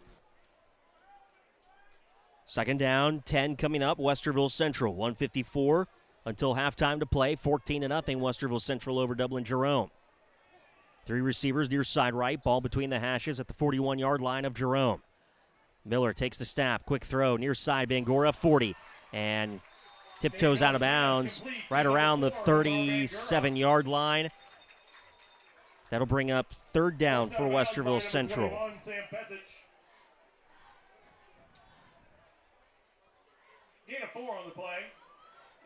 Situation is 3rd and 6 at the Jerome 37-yard line. Hard to say what to call here, Wes, but it's an interesting spot. Yeah, I think it's going to be a lot of eye candy again from Coach Frankie. He's going to try and get some guys in motion, take this defense out of whack. Well, now we're going to have a whistle here. Officials timeout. And the officials are going to call timeout. They need to discuss something. And I think everything's fine at that point. So we'll try it again. 3rd down and 6, Westerville Central at the Jerome 37.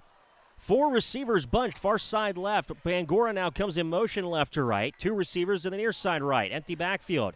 Here's Cam Hebner at the 35, and he gets to the 30 for a 1st down, Westerville Central. Cam Hebner has found his spark in this 2nd quarter, and that's what you like to see out of that young receiver.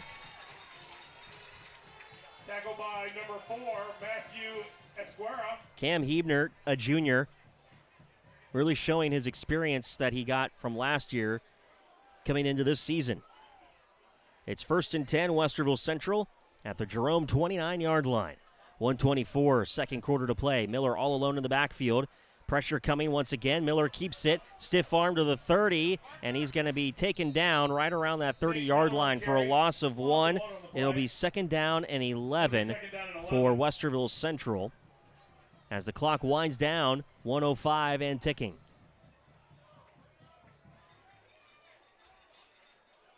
Content to halftime. Yeah, one more big shot, I would agree. And then content, like you said, to get into the locker room. They're not rushing to the line by any means. The play clock is at 12. We're under 45 seconds to play until halftime. Miller out of the gun. Rolling to his right. Lots of options over the middle, and it's caught! Omar Bangora at the 18-yard line. Coach is going to take a timeout here, I think. They're going to try and kill it. I think he's going to try and get them to go spike this ball. That's good enough for a Warhawk. 1st down. They're going to get to the line. They're wasting some precious moments here. Miller quickly out of the gun. Clock at 22 seconds to play. It's 1st down, Westerville Central. Miller wants to throw, has some time over the middle. Caught Cam Hebner at the 10-yard line, and he goes down right around the 6, and that'll be a timeout, Westerville Central, with 11 seconds to play until halftime.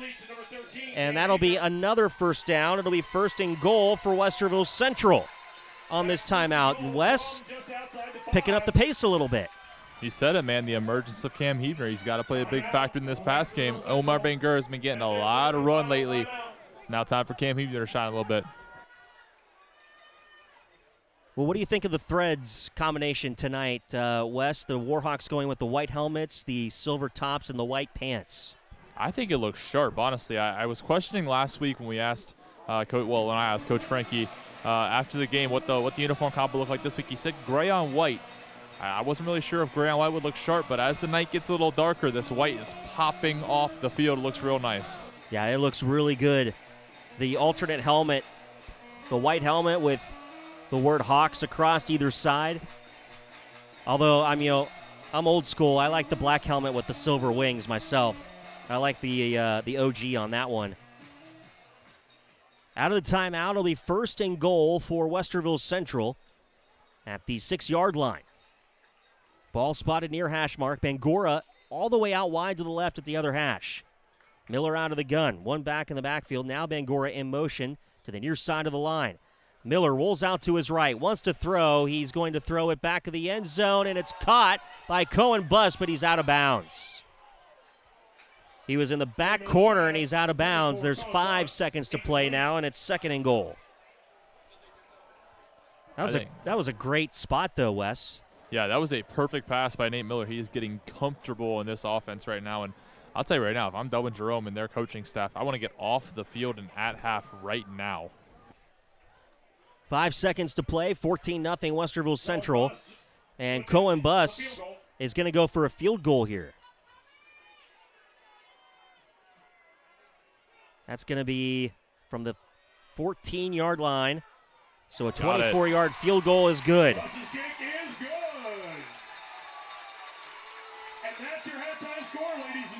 That'll be half. Westerville Central ends it at the Dublin Jerome 5-yard line. They get a 24-yard field goal by Cohen Buss. And we'll wait for Wes to have Coach Frankie, and let's check in with Wes and Coach. Yeah, Coach Frankie here, big half for your guys. 17-0 the lead. This is the biggest lead you've had all year so far against a 3-0 team. How do you keep the confidence up on offense? Listen, just got to keep doing what we're doing. Keep depending on what's worked all the past 3 weeks for us. What worked for us in the first half. Nate Miller's making plays, man. So I think he's finally calmed down, has gotten comfortable, and we just need to just keep pressing the foot on the gas, managing the time, keeping the ball away from their offense. Defensively, you guys have made a bunch of big plays. Almo Bangura, that big interception at the end of the half on the ball. What's kind of message to the defense? They haven't had many plays offensively, maybe 9 or 10. So they're going to start hitting, as an offense coordinator myself, they're going to start hitting panic button. They got a lot of calls on their script they want to get to. They're going to start trying to reach, and we just got to keep the ball in front of us and just make plays when they come to us. Just, again, gap control, and nobody beats us deep. Best of luck second half. Back up to you, Brent. Thanks, Wes. That's Coach Frankie with Wes Minke, and the Warhawks lead 17-0 here at the break against 3-0 Dublin Jerome. Skip Mossick is going to kick us off with our halftime coverage, and we'll be back with our halftime report after that here on Central Ohio Sports Network. From the Ohio News Network, this is the Ohio Education Association Tonight in High School Football. Named Best Sports Program in the Country by the National Association of State Radio Networks. Tonight in High School Football is presented by Beck's Hybrids and by Ohio for Responsible Gambling. Now here's your host, Skip Mossick. Good evening, everyone, and welcome to Tonight in High School Football's halftime report. We have seen some news regarding some high-profile transfers over the years, and this year is no exception. But what are the rules? We'll discuss with Tim Street of the OHSAA next on the Ohio News Network. Every day, farmers rise before the sun and put everything they have into a job so few can do. Their courage, resilience, and relentless work shape the legacies and future of our country. At Beck's, we're proud to stand alongside those who don't wait to see what the world will do. They act, they lead, they are the difference. Beck's honors your commitment to your land, family, and purpose. And while we can't predict what the future holds, there is one thing we can do to change it, and that's be the difference, right now, in every decision and every season. Friday night Under the Lights reminds us teamwork, dedication, and community start in our schools. I'm Ohio Education Association President Jeff Wenson, and on behalf of the OEA's 120,000 members, we are proud to sponsor tonight's game and even prouder to support our public schools. Whether it's touchdowns or textbooks, success starts with a strong foundation. From the classroom to the end zone, we believe in every student's potential because in Ohio, public education matters. Connect with Central Ohio Sports Network on Twitter and Instagram at COSN Audio, and like us on Facebook at facebook.com/Central Ohio Sports Network. COSN social media will have score updates, pictures from the game, audio clips, interviews, and more. Follow and like today. Central Ohio Sports Network. Sports coverage by the fans. This is Tonight in High School Football on the Ohio News Network. Once again, here's Skip Mossick. We are presented by Beck's Hybrids at Beck's. They are and will remain farmers at heart. And welcome back, everyone. Halftime of your game. We are joined this evening by Tim Streed, Director of Information Services with the Ohio High School Athletic Association. And Tim, we will occasionally hear stories about high school transfers. There are obviously rules in place to keep an eye on things in regards to the transfer of high school athletes. Can you share with people what rules are in place, and I guess what families probably need to be aware of if they're considering a move to another district or another change of school that might impact their high school son or daughter's eligibility? Sure. Hey, Skip, great to be with you again. Thanks for having me on. And you're right that, transfers are definitely in the news again, especially right now, and it's such a prominent part of college sports now. It's much more prominent at the college level, but certainly there are always a number of transfers at the high school level too. The most common transfer, of course, is family moves from town A to town B. That's the most common one, and almost all of those are approved. But there are, of course, a number that do not get approved, and the ones that don't get approved are when the transfer was for athletic purposes. That is a function of our office, of our eligibility and compliance department, which is a lot smaller than the NCAA, but we do our best, and essentially our schools have voted into place a set of bylaws that govern that. And we have staff that work through that with our member schools. When there is a transfer, there is paperwork that comes into our office, and then we take it from there. But certainly our goal is that students, unless their family needs to move, our goal is that students stay at their high school and compete there. A lot of transferring is, well, it's not good for college athletics either. I guess that's a whole nother conversation, but we don't think it's great for high school sports either.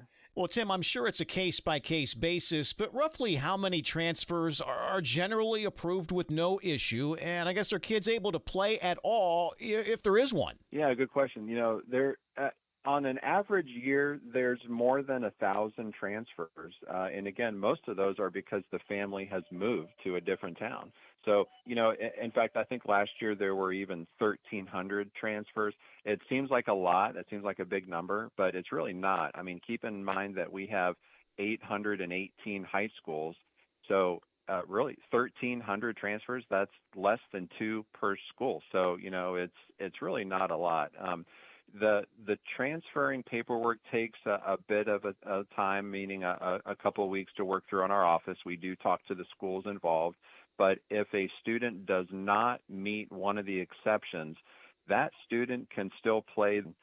In the case of football, the student could play the first 5 games, but then they would have to sit out the rest of the season. And that is actually a lesser penalty than what it had been for a long time. It used to be that a student would sit out the whole season, but now it's just the second half of the season. And, the vast majority of transfers are approved. I think 85% of the transfer applications do get approved. And again, that points back to the common transfer where a family moves to another town. That is the majority. 85% of those get approved. That remaining 15%, that's where we really have to do some digging. Sometimes those are high-profile cases too. I think every year there is either a court case or a lengthy deliberation on some of them. So that definitely does take some time. And Tim, having gone to a Catholic school, I know the answer to this one, but how much more complicated does it become when kids transfer from a public to a private school? That does make it more complicated, for sure. One thing I will say is the other way around is the easy one.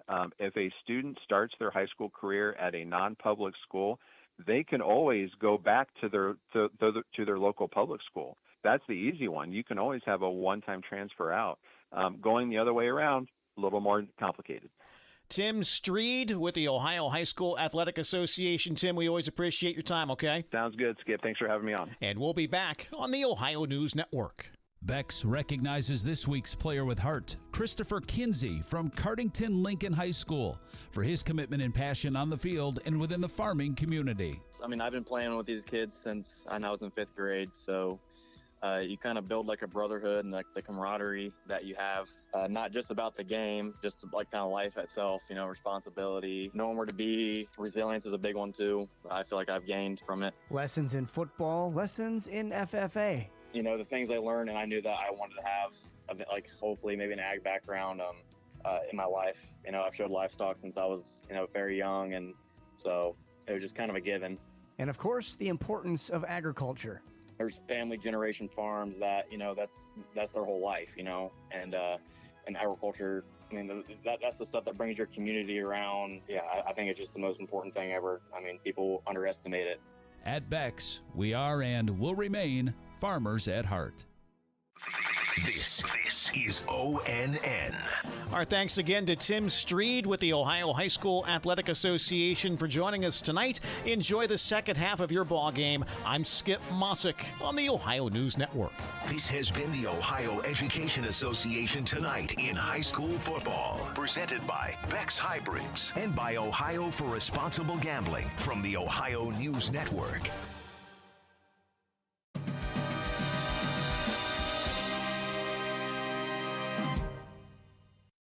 Again. Here's that song again. For the 100th time today, here's that song again. It's gonna be stuck in your head all day.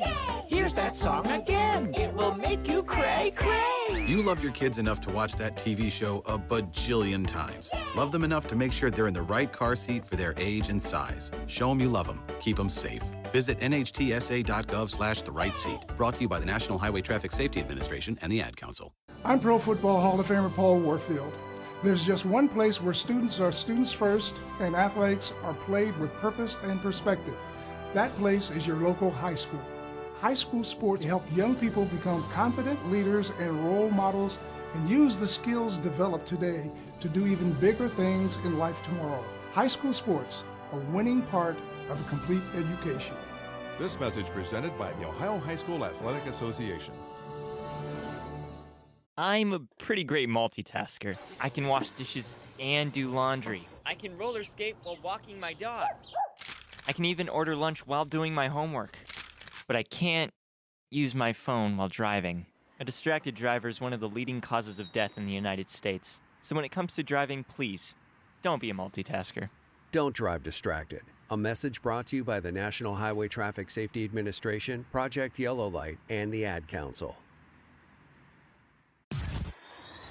Connect with Central Ohio Sports Network on Twitter and Instagram at COSN Audio, and like us on Facebook at facebook.com/Central Ohio Sports Network. COSN social media will have score updates, pictures from the game, audio clips, interviews, and more. Follow and like today. Central Ohio Sports Network. Sports coverage by the fans.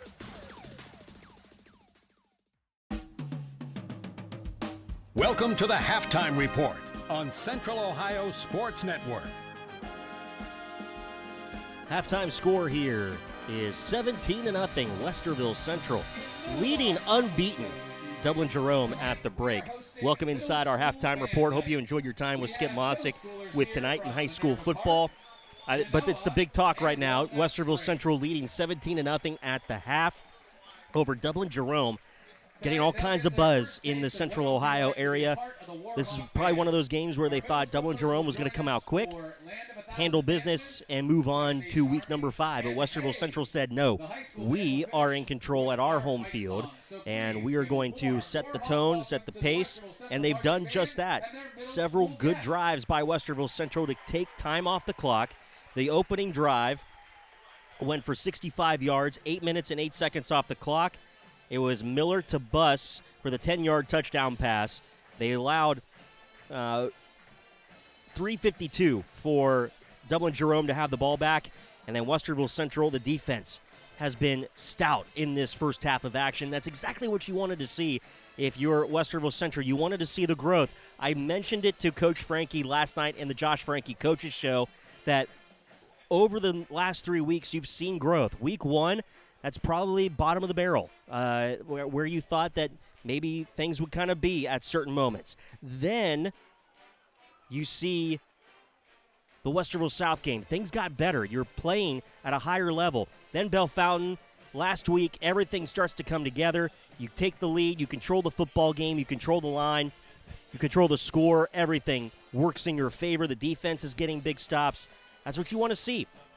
And then tonight, you're coming into this game thinking, okay, Dublin Jerome, they've really only allowed so many points. This is the most points that they've allowed in a game on the season is 17 in a game. I mean, it's just the first half. And so Westerville Central really has put themselves in a position of control in that first half. And I can't imagine what the frustration must be for Dublin Jerome and head coach Mark Crabtree right now in that locker room. How upset is he at this scoreline? I don't know if I personally was prepared for how methodical Westerville Central would take 2 scoring drives, 1 15 plays, 1 13 plays. I just didn't see that going to be a big thing. But they won the opening toss. They elected to receive. Jerome will start the third quarter, with possession. Westerville Central able to get a field goal in. Now they make it a 3-score game. That is massive for Westerville Central, and I thought that first half really showed a lot, and we'll bring in our sideline reporter now, Wes Minke, who can add some of that detail from field level. And Wes, it was just an amazing first half, just to put it simply, for Westerville Central. Yeah, and I think they put a complete game offensively and defensively. Defensively, obviously, shutting down the Jerome offense. You held them to 3 minutes of possession time, which I think is unheard of right now for the Central defense this season. But, man, this offense humming along, 3-4 yards, chipping the whole way down the field. They don't need those big pop plays that they're there right now for Omar Bangura. They've been there all season. Cam Heedman with a couple big plays tonight. But, honestly, it's been the chipping of offense all the way down the field. Kajai Johnson, Omar Bangura, Kevin King-Foku playing big factors. Nate Miller looks comfortable in the pocket for the first time all season. And you heard what Coach Frankie had to say at halftime. This is one of the better games they played offensively, and his quarterback is settling in. And I think this could end up being a big second half for not only him, but Coach Frankie as well moving forward. Like you said, 3-0 Dublin Jerome. This will be a massive upset in the Columbus region. Columbus region is abuzz right now with this scoreline. It's middle school band night for Westerville Central, so they've got their middle schoolers out there playing with the band a couple songs here at halftime. 17-0, Westerville Central leads Dublin Jerome. We'll have more of our halftime report next as we continue on Central Ohio Sports Network.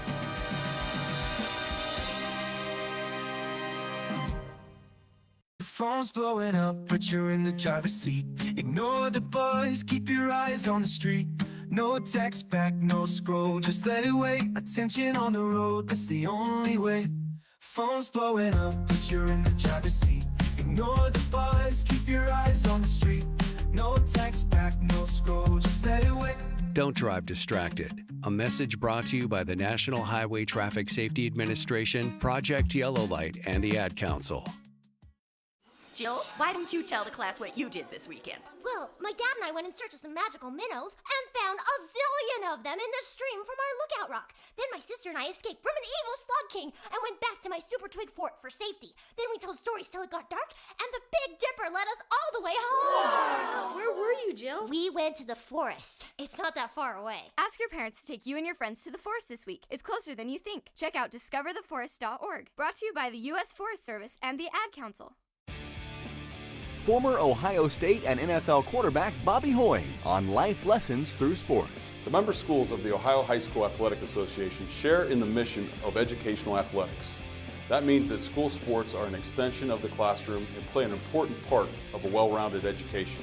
Student athletes do a lot more than just play sports, but it's the lessons they learn through sports that last a lifetime. This message brought to you by the Ohio High School Athletic Association.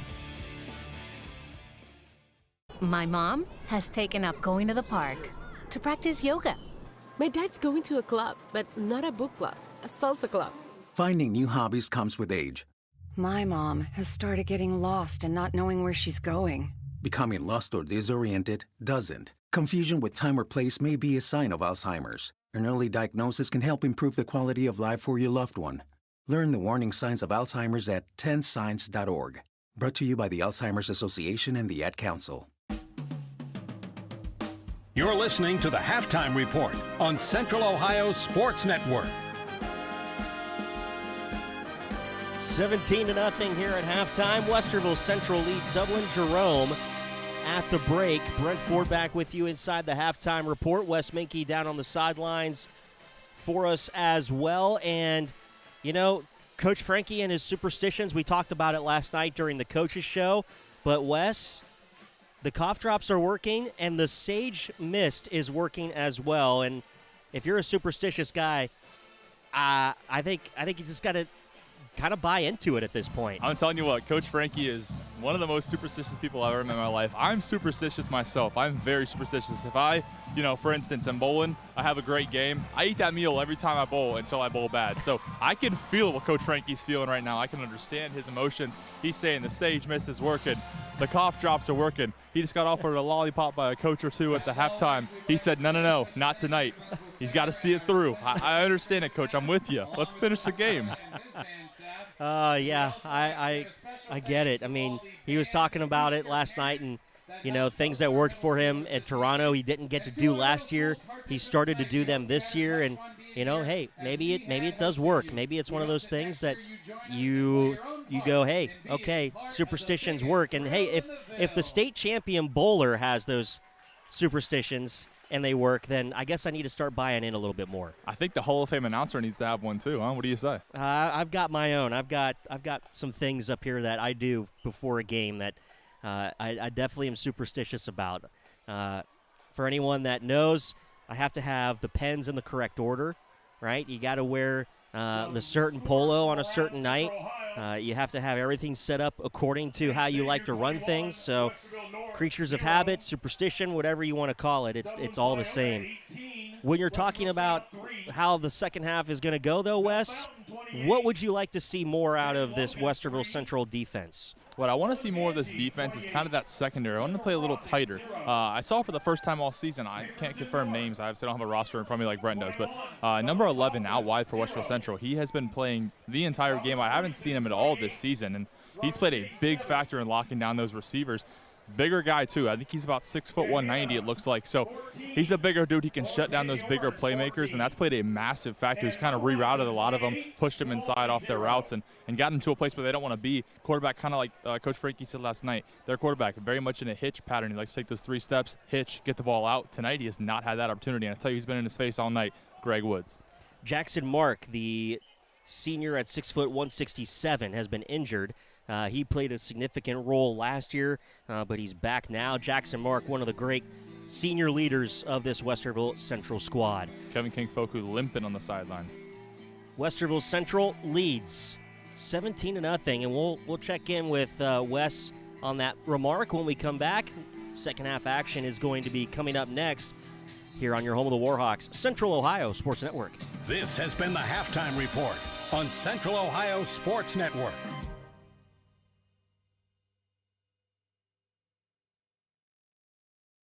I love playing sports, especially for my school.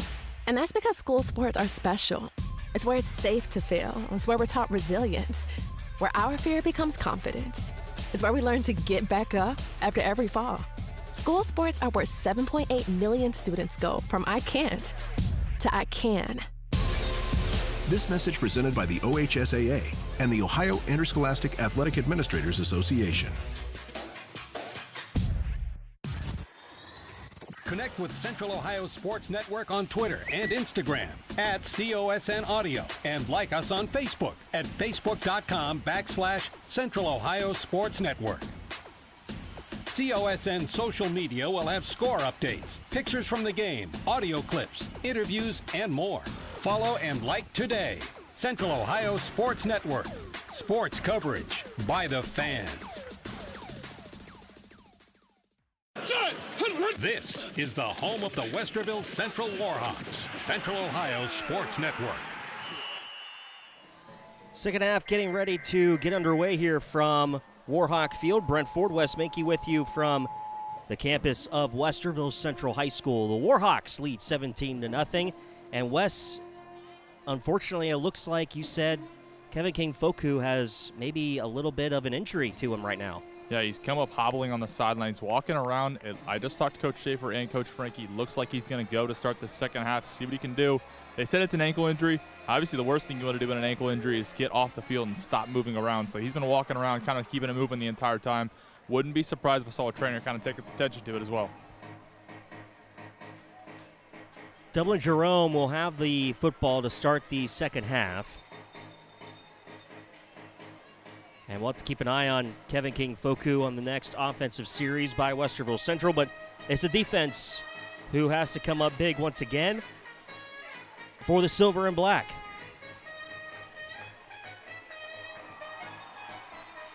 And before this second half gets underway, let's check in one more time with Wes Minke. Yeah, Coach Schaefer down here on the sideline gave me a great comment just a moment ago. He said, this is what we are built for, a boa constrictor. We got you where we want you. Time to squeeze the life out. Coach Schaefer is an amazing hype guy.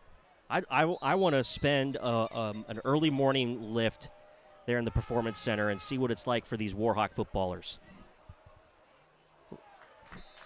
Moran sends it away into the back of the end zone, and Jerome will start this at their own 20-yard line. 1st and 10 for the Celtics of Dublin Jerome. Third quarter underway here. Brent Ford, Wes Minke from Warhawk Field.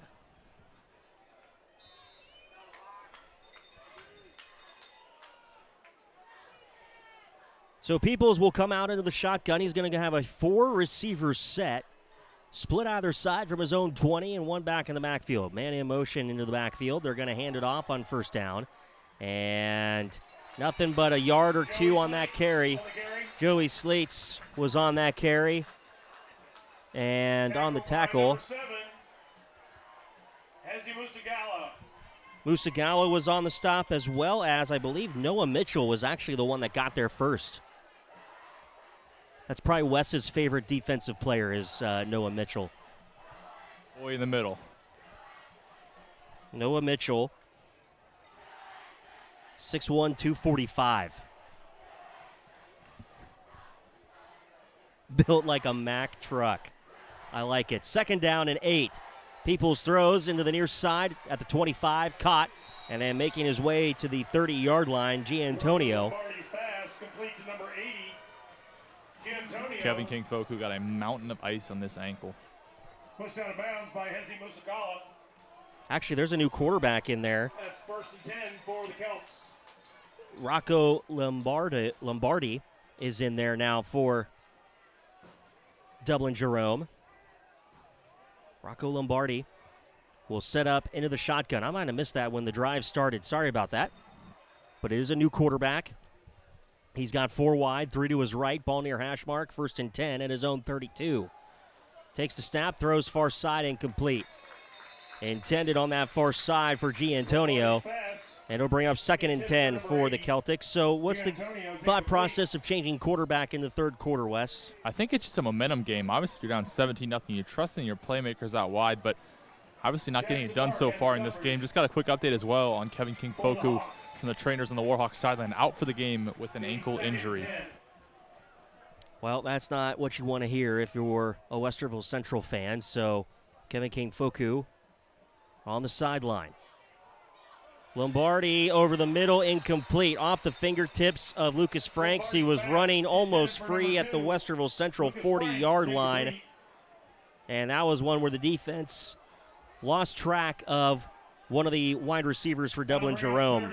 If you heard last night as well on the coaches show, last week he had 1 catch for 60 yards and a touchdown. He's the big play threat. Yeah, Franks probably need to keep our eye open on that one. 59 seconds gone in this third quarter. 17-0 Westerville Central. Jerome trying to put something together. 3rd and 10 at their own 32. Lombardi dropping back under pressure, and he's taken down in the backfield. Oh, well.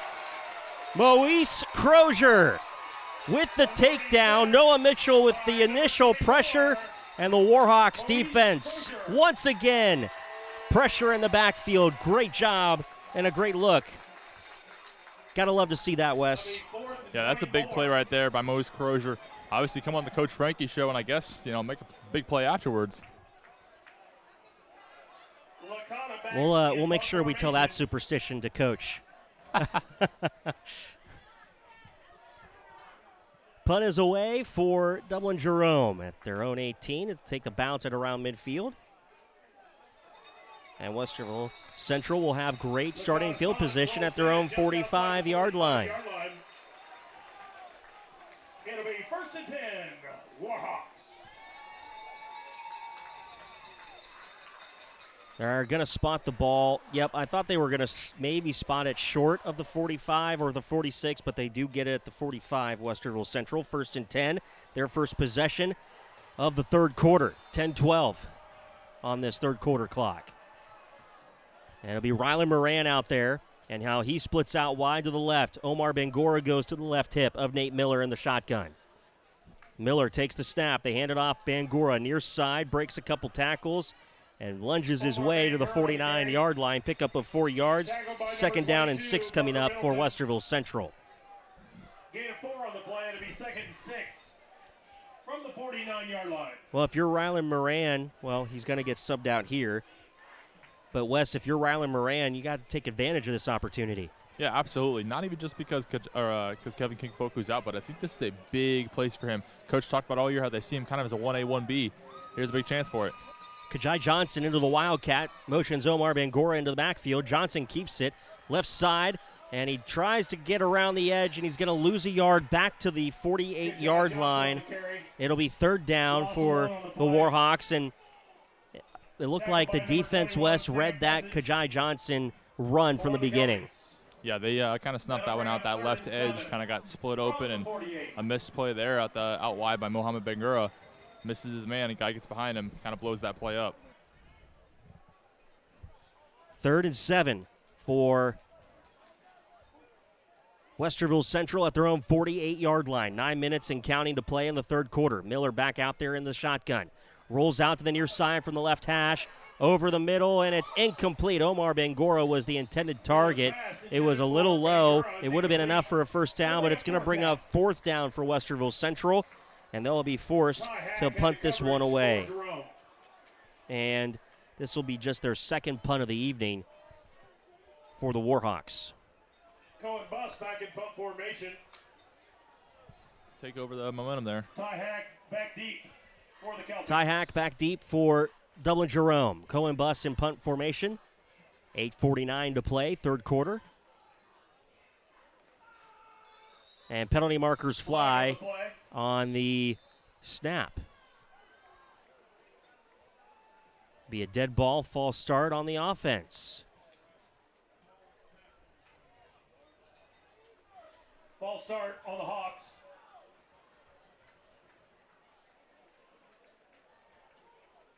So they'll be pushed back to their own 43-yard line. So 4th and 12 for Westerville Central.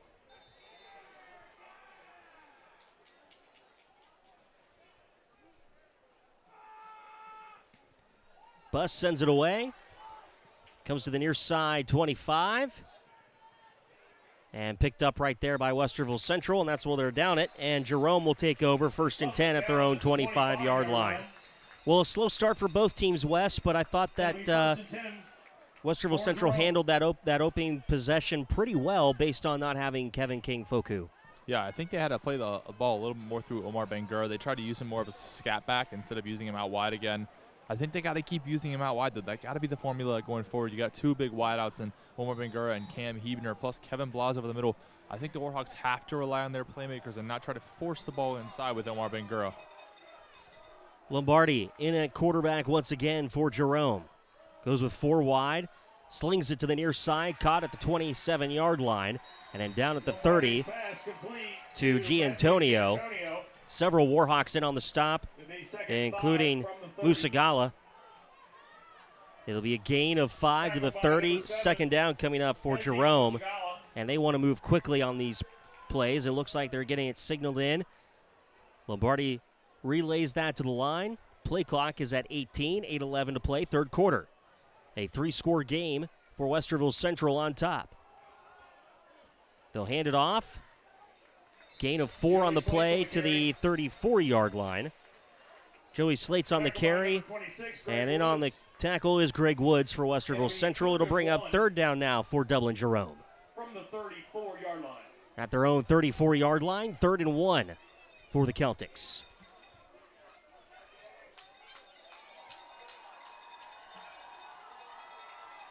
A 4-receiver set once again, ball between the hashes, 3rd down and 1 for the Celtics. They'll hand it off. Slates up the middle, breaks to the 35, 40, 45. Penalty marker comes in, and Slates gets down to the 48-yard line. And we're going to have a sideline warning penalty against Westerville Central. Sideline warning on the Warhawks. It's 1st and 10 from the 47-yard line for Jerome. So 1st and 10, they convert Dublin Jerome. And it'll be at the 47-yard line. Lombardi out of the gun with a 4-receiver set. Throws far sideline, wide open, and it's caught at the Westerville Central 27 by Kurski. That'll be a 1st down for Jerome. Number 3, Jack Kaczerski.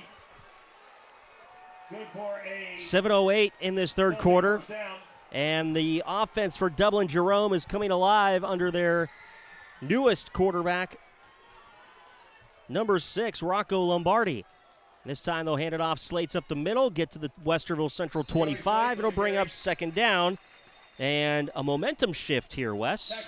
Yeah, you can kind of feel the energy kind of coming out of this Westerville Central sideline. I think they got to make this big move here. If you're going to do anything about it, I think it's going to come off that receiving game. And obviously, we've seen a big effort so far from Devin Smith out wide, but I'd like to see the other side get involved as well. Nick Creaky needs to kind of come down and play in the box a little more and force that pass over the top.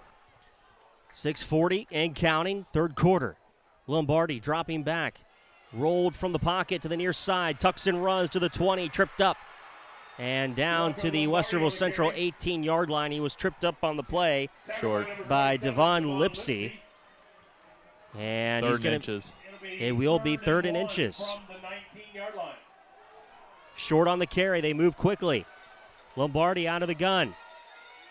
4 receivers set again. Slates the carry. And he's going to have enough for a 1st down. It'll get to the 16-yard line. It'll be a 1st down for Dublin Jerome. Jerome is really going to have to work here. Tackled by number 41, J.J. Ruark. That's 1st and 10. J.J. Ruark on the tackle for Westerville Central. 6 minutes to play, halfway gone in this third quarter. Lombardi out of the gun. Play clock at 17. Takes the snap, keeps it himself, works near side 15, 10. Cuts the edge, 5, into the end zone. Touchdown for Dublin Jerome from 16 yards out. Touchdown for Jerome.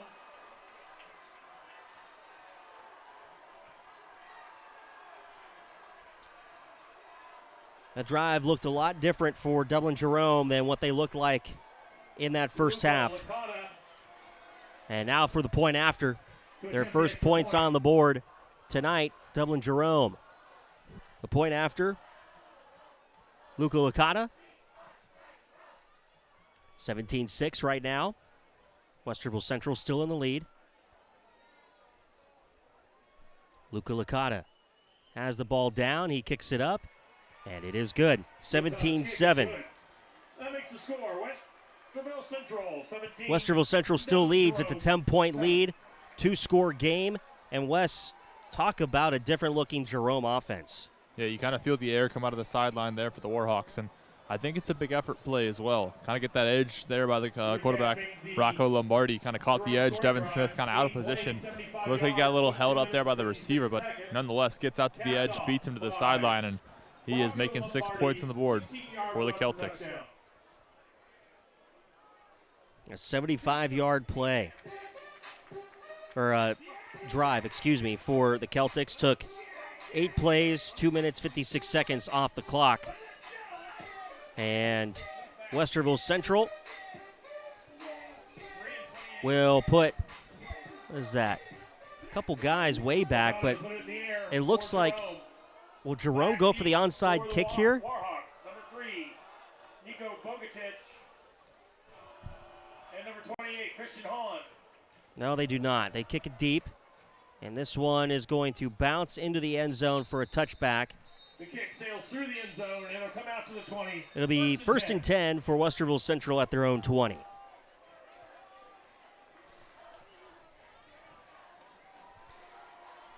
Well, the Warhawks in their first drive of the second half went 3 and out. Wes, what changes do you see coming in this second possession? I think you got to have a steady diet of Omar Bangura in this drive for the Warhawks, and I think Cam Huebner has played a massive factor in this game to this point. It would be hard-pressed for me to see the Warhawks go away from him now. 5:46 remaining in this third quarter. 2 receivers set for Miller to the near side right. Starting at his own 20, whistles from the far sideline. And the center has to come out of the game. An equipment problem with him for Westerville Central. Cameron Gillick has to come out. And so that will put Connor Knepp in at center for Westerville Central. Miller will go under center now, and they'll hand it off. Rylan Moran, penalty markers come in. He makes his way to the 24-yard line, and that'll bring up second down. But we'll get this penalty here from the officials. The penalty markers come from the backfield, and it's a hold against Westerville Central. 5:39 to play third quarter. 10-point lead, Westerville Central, 17-7 over Dublin Jerome. Penalty will mark Westerville Central back to the 10-yard line, where it'll be first and 20 for Westerville Central. 5:37, clock winding now. Nate Miller out of the shotgun. 2 receivers near side right. Miller the snap. Keeps it himself. Rolls to the near side. Over the middle. Omar Bangura with the catch to the 20, 25, and makes his way to the 30-yard line. And they'll mark him up to the 32. Check that, back to the 31. Gain of 21 yards for Omar Bangura. What a play by Omar Bangura, Wes. There's your steady diet part 1. I think the ball has to keep getting in his hands. Here comes a little switch up here on the sidelines, bringing Cam Huebner off, and coming in is Kajai Johnson. A little bit of a power formation now for the Warhawks. 5:10, clock winding down in the third quarter. 17-7, Westerville Central leads Dublin Jerome. Miller out of the gun for the Westerville Central Warhawks with 7 on the play clock. Bangura in motion, right formation to the left side. They'll hand it off to him on the return, but it was Dublin Jerome who knew that that was happening in the backfield, and bringing him down was Parker Middleton, and the Celtics read that all the way, Wes, and Warhawks didn't have much of a chance there.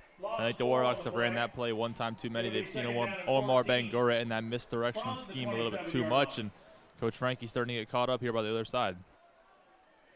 4:30 to play in the third. Westerville Central looking at second and 14, excuse me. Cam Huebner comes to the near side right outside the numbers. 2 men inside of him, ball between the hashes at their own 27-yard line, second and 14. Miller under pressure, rolls to his left, throws all the way out of bounds. There's no Warhawks anywhere over on that side, and it's incomplete. I think Coach Crabtree wanted the intentional grounding. Did it look that way, Wes? Yeah, it is going to be intentional grounding. He did not get out of that tackle box on the left side. Yeah, the referee did throw it late, and he does signal intentional grounding on Westerville Central. So the Warhawks will be backed up a little bit more. And Coach Frankie, you can see talking to the official on the sideline, but I kind of think Coach Frankie's only chance there was he thought he was out of the tackle box on the left side, but this official confirms he was not. Well, that will move it to third down. So it's third and a long way to go for Westerville Central. Out of the gun is Miller. 3 receivers. Pressure comes. Throws far sideline, and it's going to be incomplete. He thought that Omar Bangura was going to run up the sideline, But Bangura was inside the numbers on that play, so miscommunication between quarterback and receiver, and that'll bring up 4th and 26 for Westerville Central, and an opportunity to continue to drain the clock west. They couldn't do it there. Yeah, Omar Bangura kind of ran a post route there rather than running that go fade, and I think Nate Miller thought he was going to run that go fade. And so Cohen Bus will line up in punt formation.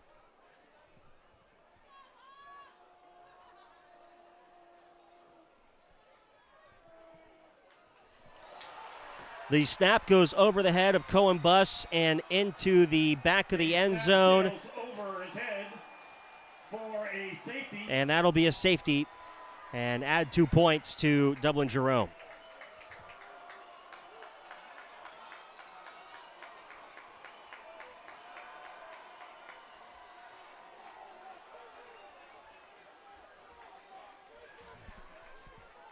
So that makes it 17-9 and makes this a little bit closer for Dublin Jerome on that safety. High snap over the head of Cohen Bus, and it is a 1-score game. The Warhawks will kick from the 20-yard line. Warhawks to kick from the 20-yard line.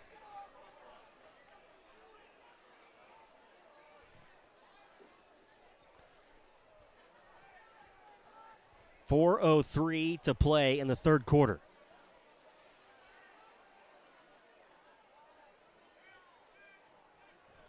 And this will be Rylan Moran. Kick from the 20-yard line. It's got to be a big boot here for Rylan Moran, and he gets quite a bit on it. Man, all the way back to the 14-yard line goes Dublin Jerome. They'll bring it out to the 30, 35, and they're stopped there.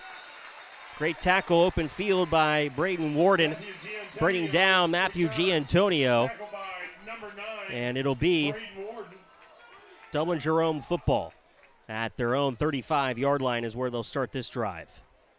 It'll be 1st and 10 Jerome from the 35-yard line. 1st and 10 for Jerome. Good field flip for Westerville Central special teams.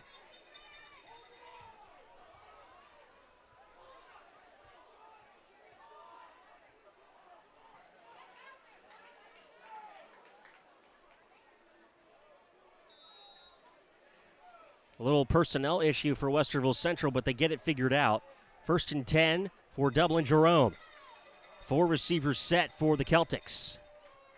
17-9, Westerville Central leads. Slate's the ball carrier, and nothing going there. No gain on the play, no loss of yards, and Westerville Central is able to get a big stop. Musagala is in on the stop. Musagala. That'll bring up 2nd and 10 from the 35. 2nd down and 10 for Dublin Jerome at their own 35-yard line. Well, if the defense needed a wake-up call, Wes, they need one here now as it's 2nd and 10, and Lombardi takes the snap low, steps up into the pocket, loose football! It's at the 30-yard line, picked up by Westerville Central, all the way to the 10, 5, down inside the 2-yard line. What a pickup by Moise Crozier! Greg Woods off the edge again. Greg Woods, Moise Crozier, coming up big for Westerville Central.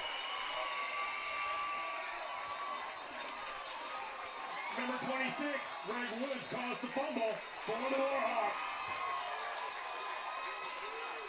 The Warhawk offense. 1st and goal from the 2-yard line. You talk about a field flip, Brent. Oh, it is a field flip. Go ahead, Wes.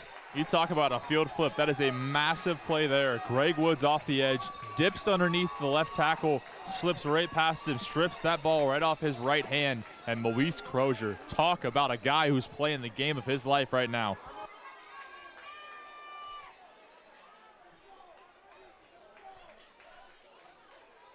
First and 10, Westerville Central, Miller under center. The handoff goes nowhere for Rylan Moran. He'll lose a couple yards back to the 4. It'll bring up 2nd down. Moran on the carry, loss of 2 on the play. Might have found our player of the game, Brent. Number 1, Kwame Bosley. I would agree. Good point. Post-game interview coming up afterwards. Coach Frankie and Wes will pick his player of the game. That's a special delivery to the Minky mailbox of the player of the game. Certified mail on that one. Second and goal to the near side. Rylan Moran is going to get to the 5, back to the line of scrimmage at the 4. And that'll bring up third and goal for Westerville Central. Boy, Westerville Central's really got to take advantage of this opportunity here. Yeah, and I think the problem that I've seen so far is they're trying to force that ball down the gut with Rylan Moran. They need to just rely on this offense, rely on Nate Miller's wheels as well, getting out of the pocket and force something outside. Kevin Blas is in there. Rylan Moran, Omar Bangura. Cam Hebner goes wide to the left. I should say left of the line with Cohen Buss. Miller out of the gun. Moran onto his left side hip. Play clock at 6. Ball near hash mark. Third and goal at the 4. Snap to Miller. Hands it off. Bangura cuts up into the middle. Into the end zone. Touchdown. Omar Bangura and the Westerville Central Warhawks.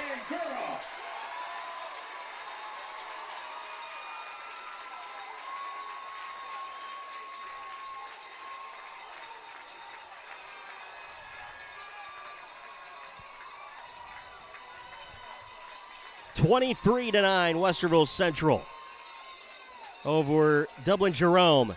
1:42 to play in this third quarter. Cohen Buss with the point after. Nico Bogatic to hold.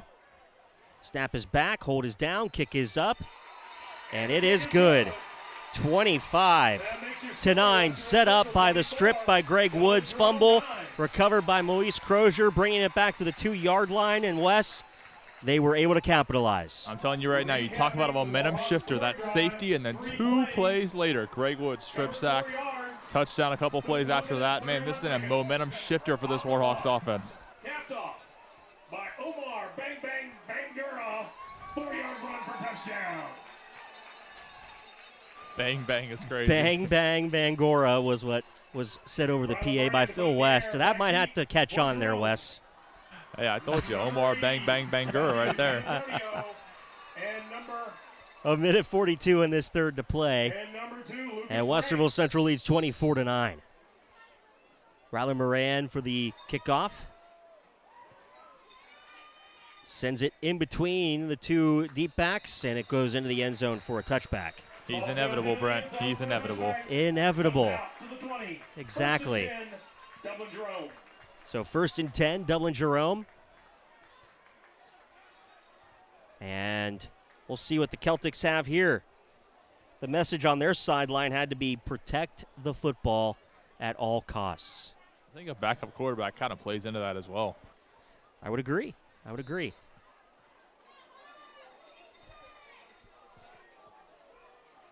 First and 10, Dublin Jerome at their own 20.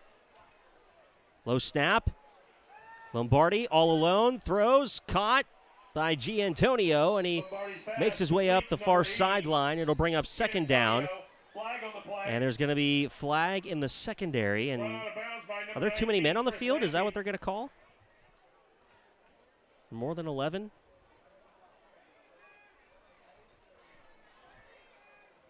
Nope. Yep. We're going to wave that flag off. No penalty. They wave it off. 2nd down for Dublin Jerome at their own 28-yard line. 2nd and 2. And Coach Crabtree in the ears of the officials as one Westerville Central Warhawk came off the field, and I think he was pleading for that too many men on the field. I don't. Can they call that now after the fact, after they see a player go off the field after they had waved it off? I'm not sure you can take that flag back and then put it back out again. I don't know if that's legality. That's a good point. Legality of the rules, would they be allowed to do that? I don't think so. There's no instant replay in high school football. We do have cameras up here, though. We've got a great camera operator to my left. who makes really good highlights of these games. And I'm going to forget the username on YouTube, and he'll write it down for me. One Cool Cat on YouTube. That's right. Illegal substitution called on the Warhawks. They are going to call that. Illegal substitution by the Warhawks. So I didn't think that they would be allowed to throw the flag, pick it up, and then throw it back down for the same thing, but apparently they are. So illegal substitution.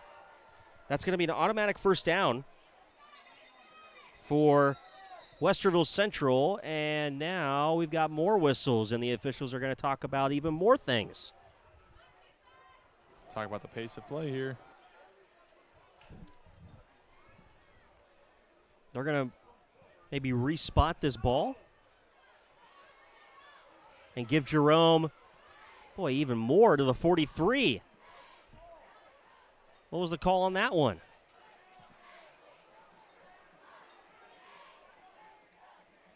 Yeah, I don't know. Phil West over the PA. I don't think he realized his mic was hot, and he said, I don't know. 1st and 10, though, for Jerome, and down goes the quarterback. Greg Woods brings down Lombardi. Tackled by number 26, Greg Woods. Big play by Greg Woods. A loss back to the 40-yard line. It'll be 2nd down. A lot of confusion on that last series of events, but it's now 2nd down and 13 for Dublin Jerome at their own 40. 1:05 to play in the third. Movement on the line, and we're going to get penalty markers. It's encroachment against the defense. Encroachment called on the Warhawks. It looked like that was Saeed Kibi who jumped off sides for Westerville Central. So now it'll be 2nd down and 8, under a minute to play in this third quarter for Dublin Jerome at their own 45. Lombardi has time in the pocket, throws near side. It's caught. Giantonio at midfield. Lombardi's pass completion. That'll stop the clock. He gets out of bounds. It's 3rd down with 46 seconds to play in this third quarter. Be 3rd and 3 from midfield. 3rd down 3 for Jerome.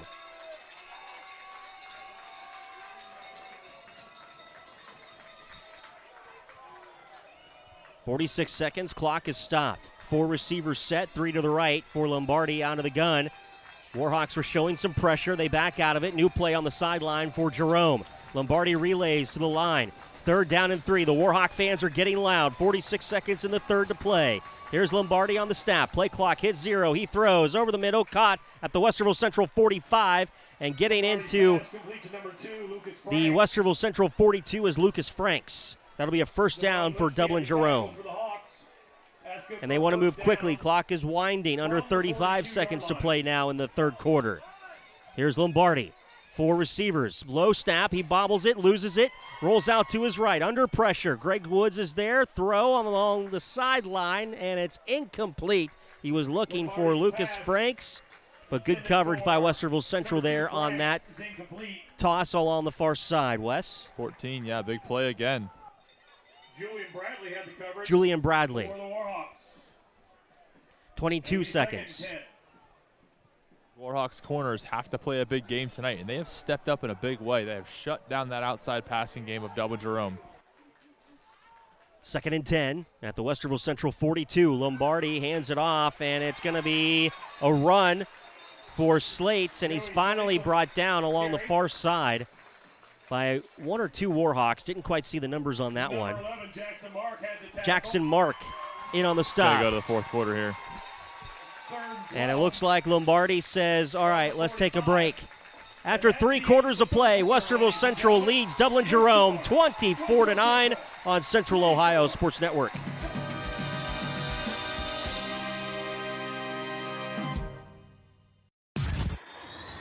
Connect with Central Ohio Sports Network on Twitter and Instagram at COSN Audio, and like us on Facebook at facebook.com/Central Ohio Sports Network. COSN social media will have score updates, pictures from the game, audio clips, interviews, and more. Follow and like today. Central Ohio Sports Network. Sports coverage by the fans. Why are interscholastic sports called the last classroom of the day? because they teach students important life lessons like teamwork, accountability, and perseverance. School sports are so much more than a game. They're about developing the whole person. That's why they're an essential part of every student's education. Encourage your student to participate in the last classroom of the day, interscholastic sports in Ohio. This message presented by the OHSAA and the Ohio Interscholastic Athletic Administrators Association. This is the home of the Westerville Central Warhawks, Central Ohio Sports Network. Fourth quarter about to get underway here from Warhawk Field. Brent Ford, Wes Minke with you. And Westerville Central leads Dublin Jerome 24-9 through 3 quarters of play. Jerome is driving, though, as they are looking at 3rd down to start this fourth quarter. Lombardi now working left to right as we see it. Pressure, throws to the 45-40, breaks a tackle, goes Slates, and he'll be stopped at the Westerville Central 37-yard line. It's going to bring up 4th down, though, for Dublin Jerome. Jackson Mark on the stop for the silver and black. 11:42, clock winding down to play. 4th and 5, decision time, and it looks like Lombardi is going to step up into the shotgun formation. 2 receivers near side right, 2 out wide to the left. Ball near hash mark at the Westerville Central 37. To his left hip goes Slates. Lombardi out of the gun. Play clock is down to 8. Relays the play to the line. Play clock at 5.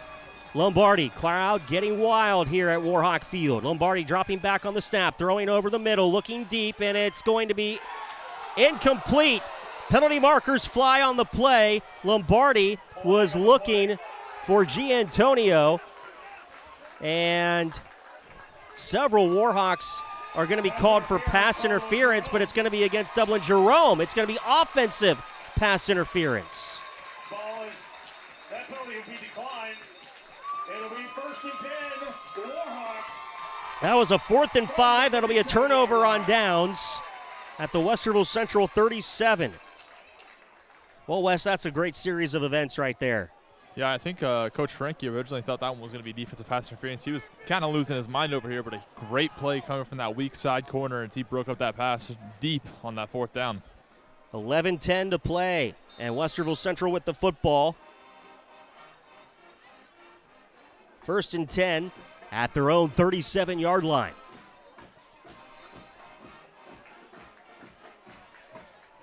Omar Bangura will go out wide to the right. Ball near hash mark. Westerville Central working right to left as we see it in a 24-9 game. The Warhawks with the lead. They'll hand it off. Rylan Moran right side. He's going to get a few to the 40. Maybe they do mark him up to the 40-yard line. 2nd down coming up for Westerville Central. Number 22, Parker Middleton. Gain of 3 on the play. Gain of 3. 2nd down 7 at the 40-yard line for Westerville Central. Their own 40. Under 11 to play in the game. 24-9. Miller looking at the clock, and you can tell that this is a drain as much time as possible moment. He'll snap it at the last possible second. He does here, hands it off. Omar Bangura working across the 40 and gets to about the 41. Did the ball come loose? Dublin Jerome might have come away with the loose fumble, pickup, and recovery. They did. The official on the near side is saying that it was a fumble picked up by Dublin Jerome, and the Celtics get the football back. Well, that's not a turn of events that anyone wanted to see either on the home side, Wes. Yeah, honestly, I thought Omar Bangura was called down. It looked like he had his back to the defender who punched it out from behind. So, obviously a bad turn of events for the Warhawks, but now that defense got to show back up again. It'll be 1st and 10 from the 39-yard line.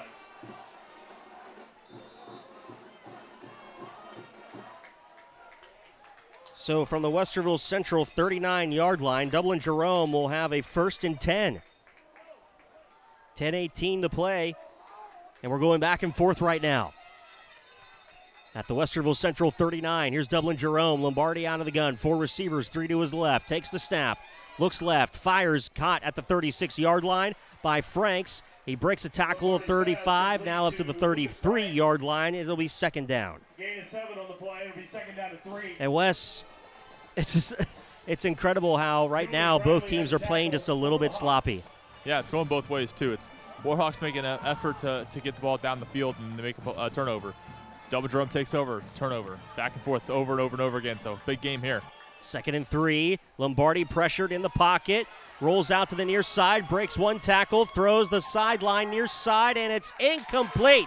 Batted away on the play by Jackson Mark.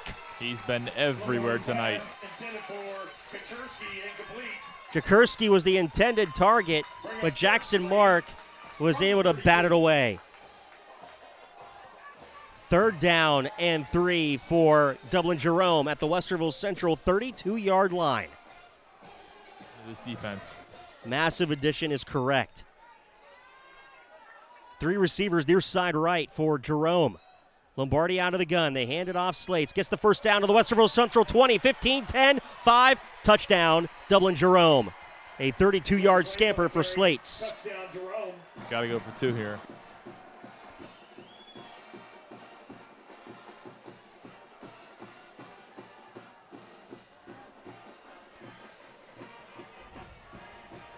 Well, it looks like Dublin Jerome is going to elect to go for the point after and not a 2-point conversion.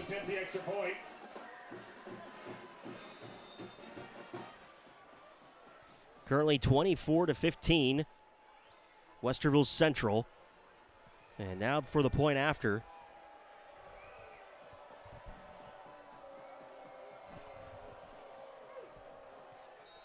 Kick is up, and it is good. Licata's kick is good. Licata puts it through the uprights, 24-16. Westerville Central leads. Dublin Jerome gets on the board once again. And that was only a few yards that really Westerville Central just needed to stop, and they allowed some big gaps right there. But I would say good blocking, though, by the offensive line of Dublin Jerome to create that opportunity, Wes. Yeah, and it looks like, too, I mean, the Warhawks were stopping them defensively back to back to back to back, and eventually one's got to go and one's got to give, and Jerome's playmakers are too talented to get stuffed up that many times in a row. So obviously one big play, still an 8-point game, and I think Coach Frankie is going to be pretty aggressive with this offensive game plan here. You got to love the fact that Omar Van Gross had the ball in his hands, but that one turnover been costly so far. Make this a one-possession game.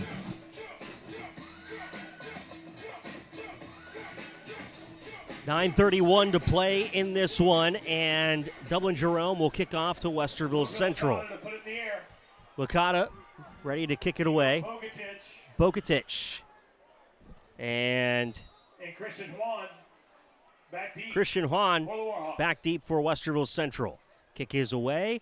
Hahn is going to let this one sail into the back of the end zone, and it'll be 1st and 10 for Westerville Central at their own 20-yard line.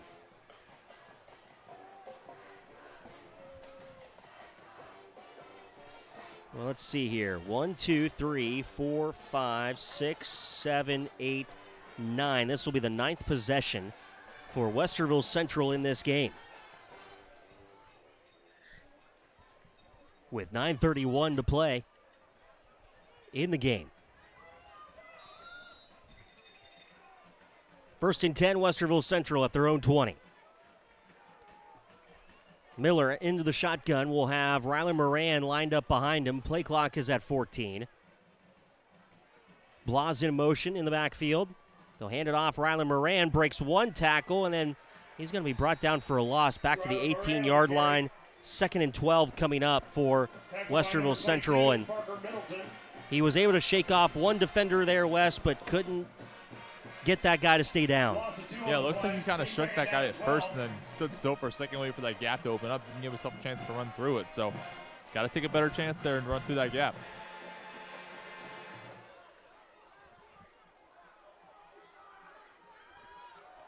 Cam Hebner, Omar Bangora go out wide to the right with one man inside of them. One back in the backfield, Miller out of the gun. Miller wants to throw, flush from the pocket over the middle, and it's cut by one-handed.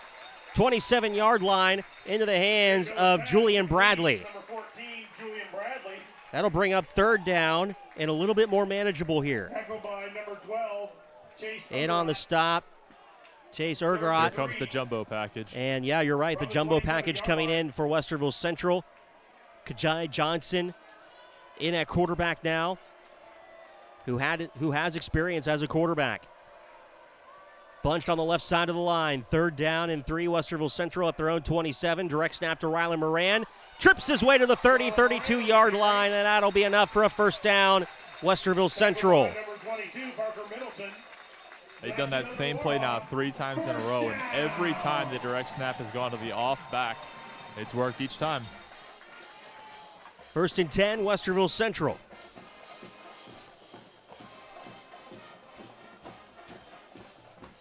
At their own 32-yard line, and we hit the 8-minute mark to play in this one. Well, if you're Coach Frankie, you want these long drives, the way you did to start the game. Little end-around trickery here, and Omar Bangura can't get off the defender. He makes his way to the 35-yard line. Parker Middleton was in on the stop.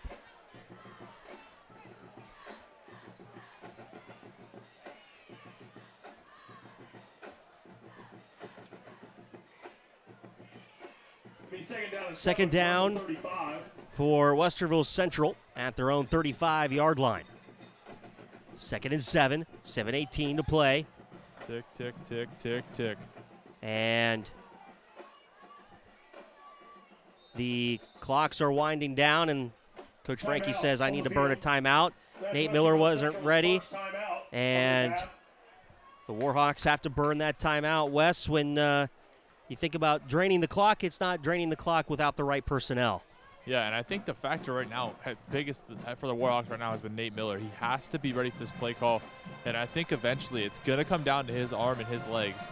I know that, Kevin King-Foku has been the biggest factor for this Warhawks offense this whole season, but at this point in the game, no Kevin King-Foku, Omar Bangura coming off a fumble. These offensive receivers for the Warhawks have been stars tonight outside. Cam Hebner, Kevin Blas made a touchdown catch last week. You got to rely on these guys, and I think it's going to come down to his arm. Rylan Moran has not been that much of a playmaker with his legs so far in this run game. The Warhawks have to go back to what's been working all night. 2nd and 7. Westerville Central at their own 35-yard line. All right, it'll be 2nd and 7 from the 35. Westerville Central will have 2 timeouts remaining, 7:08 to play. Miller will work out of the gun. Moran onto his left side hip. 3 receivers bunched onto the right side of the line. Kajai Johnson and Kevin Blas in motion to the near side. Now Omar Bangura. They pitch it to him. Finds a blocker to the 35-40. Penalty markers. Takes a tackle to the 45 midfield. Omar Bangura breaks free. Jerome territory. 25-20. And finally drugged down from behind at the 16-yard line. But this one's coming back. Penalty is against Westerville Central. And the Warhawks will have to come back and try this one again.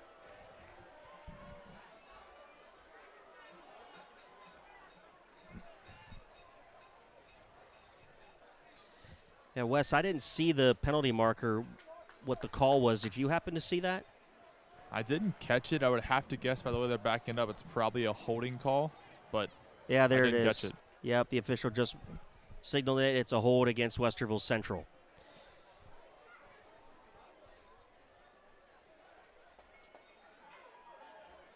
So we'll try 2nd down again. It'll be spotted at the 25-yard line, 2nd and 17. For Westerville Central, ball to the near hash mark. Working right to left are the Warhawks. So Omar Bangura better catch his breath quick. He's out wide to the right inside the slot. Mailer wants to go far side off the fingertips of his intended target. And he was looking for Julian Bradley. Incomplete. It'll bring up 3rd and 17 now for Westerville Central. Mateo Karam had the coverage for the Celtics.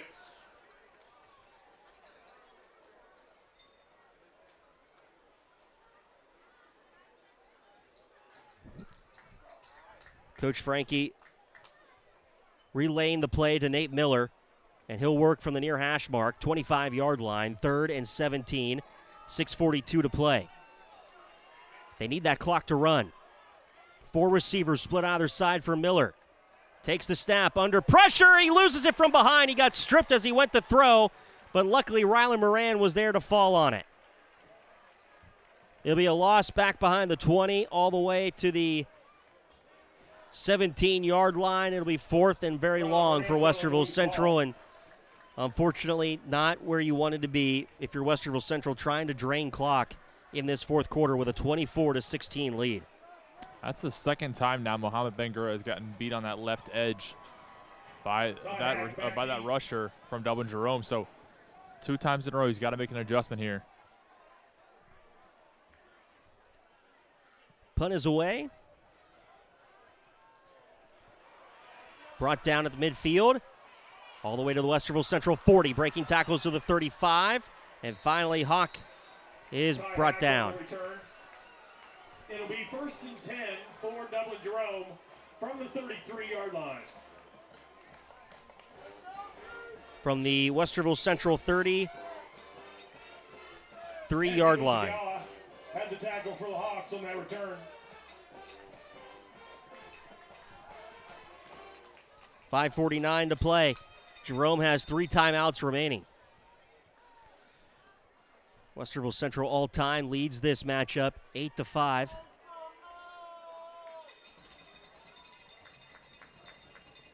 Lombardi out of the gun. Play action. He's going to be dropped from behind. Who else? Look at that play. That was Braden Warden who brought him down. Great play by Warden to get into the backfield, lost to the 20 or the 40-yard line, excuse me. 2nd down and long coming up for Jerome. 5:28 to play. You're going to love hearing this, Brent. That play is caused right there by Greg Woods. Caused by Greg Woods. I like that. Lombardi out of the gun. Pressure! Down he goes. Penalty marker comes in. No, the football might have been lost. There's a fumble on the play. Greg Woods coming from behind on Lombardi. There's a fumble on the play. And Westerville Central is going to come away with it. 2 strip sacks for Greg Woods. Number 72, Ahid Kebi had the recovery for the Hawks. And it'll bring up 1st and 10. Incredible. A strip sack, his 2nd of the night, Greg Woods. Think I found my player of the game, huh? You might have found that player of the game. That's right.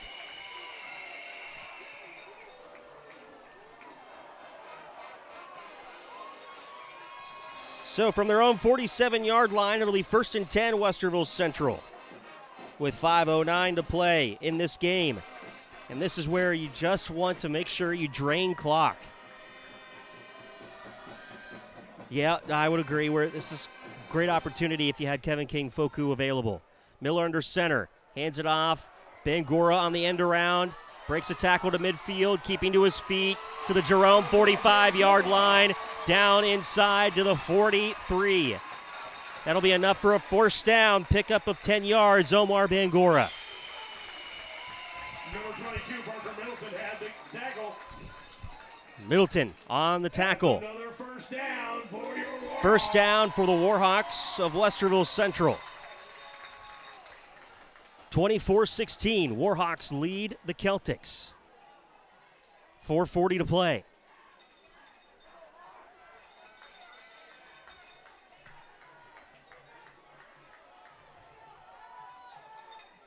Under center is Miller. They hand it off to the up man, and no gain on that one for J.J. Ruark.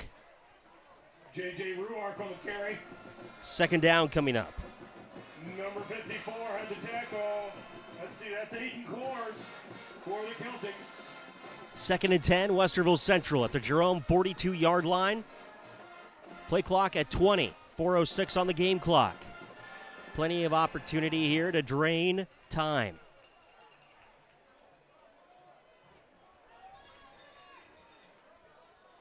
Miller has to really take his time here. Lots of movement, and the Celtics came over. Encroachment on the defense. 2nd and 5 coming up for Westerville Central. Down to bring up 2nd and 5 from the 38-yard line. Ball will be spotted to the 38-yard line. Clocks will wind, and now Westerville Central has 35 seconds on the play clock to drain. They can take their time. They go to the huddle. They can walk in. Nate Miller lets his backs in the backfield know what they're going to run. Omar Bangura, Rylan Moran. Ruark in the back as well. Miller waiting to go under center. 15 on the play clock. 3 timeouts remain for Jerome, 2 for Westerville Central. Miller now goes under center. He waits, takes the snap, hands it off. Omar Bangura to the left side, and he's brought down to the 36-yard line. 3rd down coming up for the silver and black. Number 1, Kwame Bosley. Warhawks kill that time. Tackle for the Celtics. Under 3 to play. More time to kill. 36-yard line. As Westerville Central trying to make sure that they get every second accounted for here.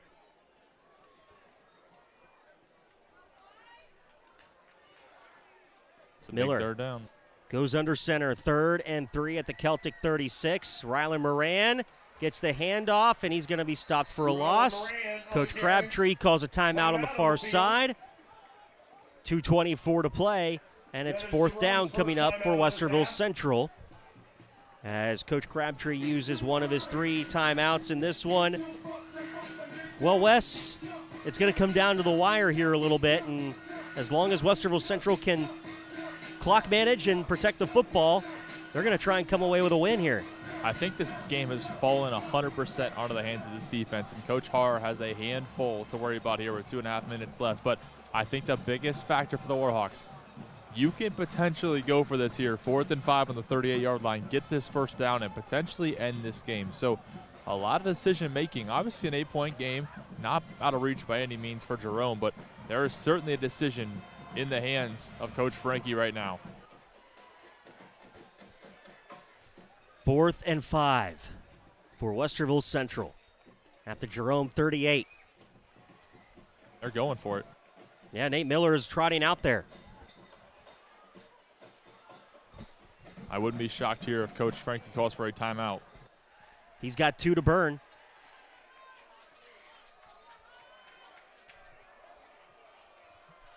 Miller under center. He's going to flip out wide to the left. Bangura now into the wildcat here. 4th and 5. Bangura in the shotgun. And he's going to punt this one away. A little boot onto the right side.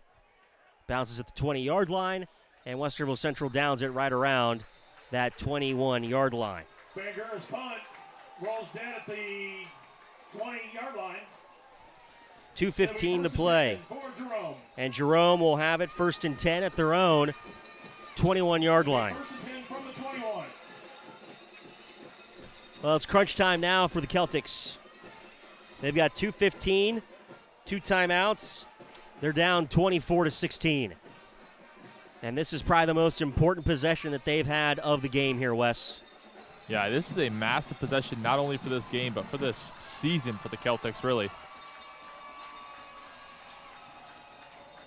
Lombardi in the shotgun, throws over the middle, and it's going to be intercepted by Westerville Central!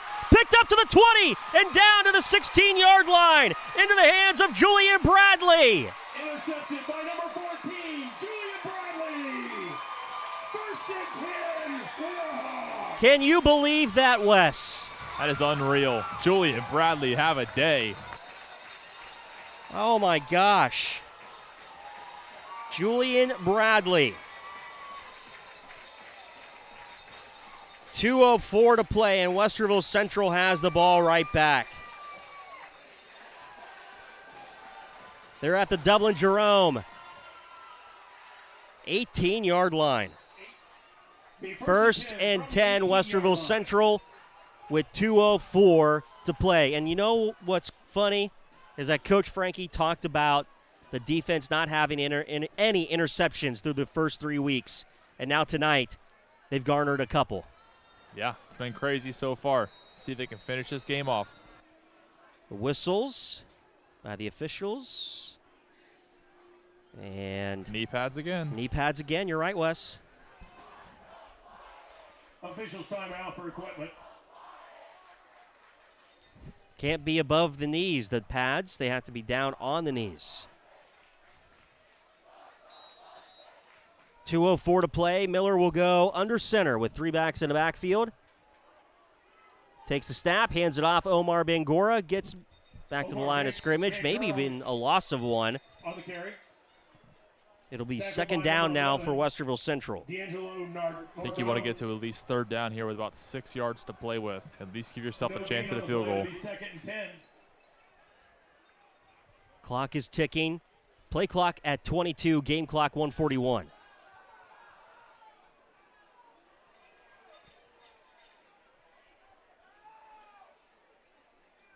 Personnel changes Coach for Frankie's going to call timeout here with about a second left. Westerville Central. Yeah, Wes, you're right.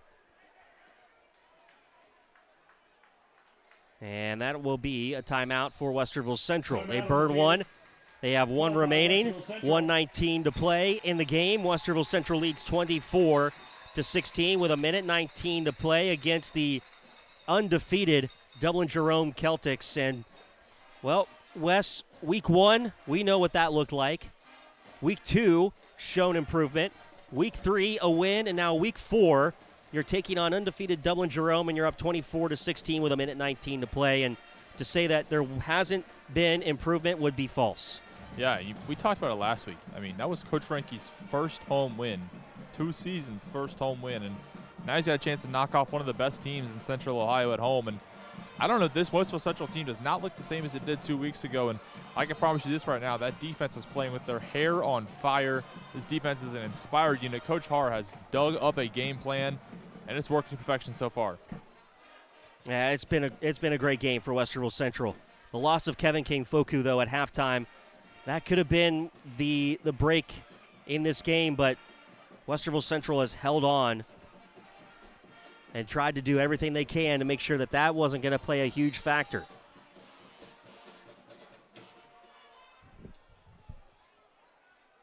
Second and 10.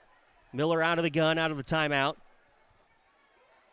They hand it off to Bangura. He gets to the 20-yard line, maybe the 19-yard line. There'll be a loss of 1, third down coming up, and Westerville Central again, they can drain a lot of clock here. That play clock's not moving up top. Timeout on the field called by Dublin Jerome. That's their second. That's why. Dublin Jerome called the timeout. That is why. Each team has 1 timeout remaining with 1:14 to play here in the game. And Dublin Jerome has had multiple opportunities to strike back in this second half. They got 9 points in the third. They put a touchdown on the board here in the fourth quarter. They've been pretty close, but they've been off by just a little bit here and there, and they started out slow in the first half, though, Wes. And Brent, I mentioned to you, this is the most aggressive game plan Coach Frankie has had all season, and I think it has to be aggressive here again. You have to go for this first down. I think it's an all-or-nothing kind of down. Worst-case scenario, you put yourself in a good chance for a field goal opportunity, and I think best case, you get a first down and end the game. So either way, Coach Frankie's got to be aggressive with this one. This is well within range for your kicker. If it's not, maybe he's not the right kicker. Well, there is no Ben Buchanan down there for those Warhawk alums that remember that Warhawk class of 2008. The ultimate Warhawk in the first decade. Hey, I was an athlete of the decade myself. There you go. State champion bowler down there on the sidelines. Nate Miller on the rollout, and he's going to give himself up as he's going to lose yards back to the 27-yard line. And that'll bring up fourth down now for Westerville Central. And timeout for Dublin Jerome. They're last of the game, and there will be 1:07 to work with on the clock. Coach Frankie knows better than I do, but that was an uber passive play there. You force the timeout out of Dublin Jerome's hands, but at the same time, you only kill about 6 seconds. Yeah, and that's something that could be pulled out of the Minky's mailbox next Thursday when we have the Josh Frankie Coaches Show from Time and Change here in Westerville. We'll recap this game next Thursday, get you set for the next game. But here in the post game of tonight, Wes will have Coach Frankie in the post game, and he'll pick his player of the game as well. I know you're a toss-up still. I think I've narrowed it down to one guy. Wow, that's probably the pick then, right? I think it's got to be. We'll find out who that is in the postgame. And now it looks like Cohen Bus from the 34-yard line is going to go for a 44-yard field goal into the north end zone. No win, 44 yards. And not this enough. Not going to have enough. It'll be short. Cohen Bus's field goal attempt. And that's why I think that run backwards by Nate Miller just cost you 3 points and potentially cost you the game. That is a easy field goal make at the 20-yard line. At the 26, not so much. Yeah, unfortunate there for Westerville Central. Jerome from the 20-yard line. So 1 minute, no timeouts for Dublin Jerome. And they will be spotted at their own 20-yard line.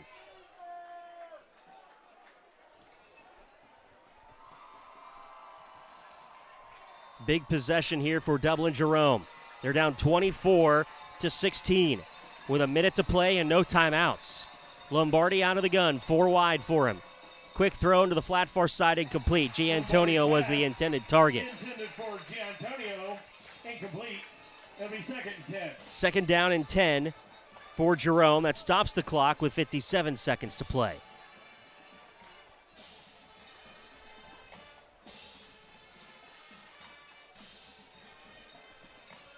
Lombardi out of the gun. Play clock at 18. Has some time. 4 receivers set. Either side. Takes the snap. Throws back to Giantonio. 25-30. Far sideline and out of bounds. He goes to the 34-yard line. That'll be a first down for the Celtics of Jerome with 50 seconds to play. Make their way to the 32-yard line, excuse me. They mark him back. It still is enough for the first down. 24-16, Westerville Central leads Jerome. Lombardi out of the gun, working from his own 32-yard line. Down 24-16, near side, incomplete. Footsteps were heard, and it goes in and out of the hands of Lucas Franks. And right there on the coverage was Julian Bradley. 46 seconds to play. Second down for Dublin Jerome at their own 32-yard line. 24-16, Westerville Central. Another great pass break up there by Julian Bradley. Lombardi out of the gun. 3 receivers to his right. Looking to the far sideline. Caught. Enough for a first down to the 46-yard line. Into the hands of Remy Althouse of Jerome. And that'll move the chains for the Celtics. They're up to their own 47-yard line. First and 10, Jerome. 41 seconds to play. Lombardi under pressure, hit as he throws, caught by Althouse in Westerville Central territory at the 39-yard line. First down, Jerome. They're moving. The defense for Westerville Central can't get set, but Lombardi spikes it, and it'll be second down coming up for the Jerome Celtics, and a timeout for Coach Frankie to give his defense a little breather. No one has timeouts remaining. Wes, it comes down to 30 seconds in this defense for Westerville Central. Yeah, and I think the biggest factor I've seen in this drive so far is those out routes have been wide open for Dublin Jerome. It seems like the corners for Central don't want to get beat over top, but they're also getting up that underneath route. So how tight a coverage do you want to play? How tight of a risk are you willing to play for the Warhawks and Coach Hall right now in defense? For me, I'd say leave your safeties on an island back deep. Play that press coverage, make them get the ball out quick, and make them force it down low. We'll see what happens. Westerville Central trying to beat Dublin Jerome, who's 3-0 coming into tonight. The Warhawks trying to get to 2-2 on the season, as they thought this was a challenge tonight. Waiting on the doorstep for next Friday night, their second road game of the year will be at Olentangy to take on the Braves. Out of the timeout, no timeouts remain. 30 seconds to play. Jerome with the football at the Westerville Central 42. It's second down and 10. A run up the middle, and Slates will have it. And he gets a gain of 9. It's going to be third down, and Lombardi's going to have to spike this one again and force fourth down. Biggest play of the game right here, Brent. That it is. It'll be fourth and 1 for Jerome. with 16 seconds to play. At the Westerville Central 33-yard line. You can feel it. 16 seconds to play. 4th and 1, Jerome. Trailing 24-16. Lombardi, the snap, looks near side, cut, and that'll be enough for a first down. He can't get out of bounds to the 30-yard line. It'll be picked up by Lucas Franks. The clock is going to stop momentarily, but Lombardi has to spike it quick, and he does. 8.3. So now it'll be second down for Dublin Jerome with 8 seconds to play and a 24-16 lead, Westerville Central. 2nd and 10 for Dublin Jerome at the Westerville Central 29-yard line. Now is where you play your safeties deep. You do not let anything over top regardless. Those corners are playing 10, 15 yards off coverage. Lombardi out of the gun, the snap, 4 deep. Wanting to go toward the end zone, and it's going to go out of bounds. Incomplete. Almost intercepted by Westerville Central. They were looking for Jack Karosky, and it's incomplete. In on the coverage was Cam Hebner, and he almost had the pick in the end zone. Now it's 3rd down. Clock is stopped. 3 seconds to play. Jerome at the Westerville Central 29. They trail 24-16. 1 play for the Celtics. 3rd and 10. At the 29 of Westerville Central, Lombardi the snap, looking to his left, firing to the deep part of the end zone, and it's going to be knocked down. That's it. It's over. The Warhawks get the win over Dublin Jerome, 24-16. And that's your final, ladies and gentlemen. Westerville Central 24, Dublin Jerome 16. Unreal. An amazing scene at Warhawk Field as the Warhawks get the win over Dublin Jerome. That is the upset of the season right there, Brent. I would agree, Wes. That's a big upset for Westerville Central over Dublin Jerome. Let's take a break. When we come back, our post-game wrap-up here from Warhawk Field as the Warhawks are victorious in Week 4, 24-16 on Central Ohio Sports Network.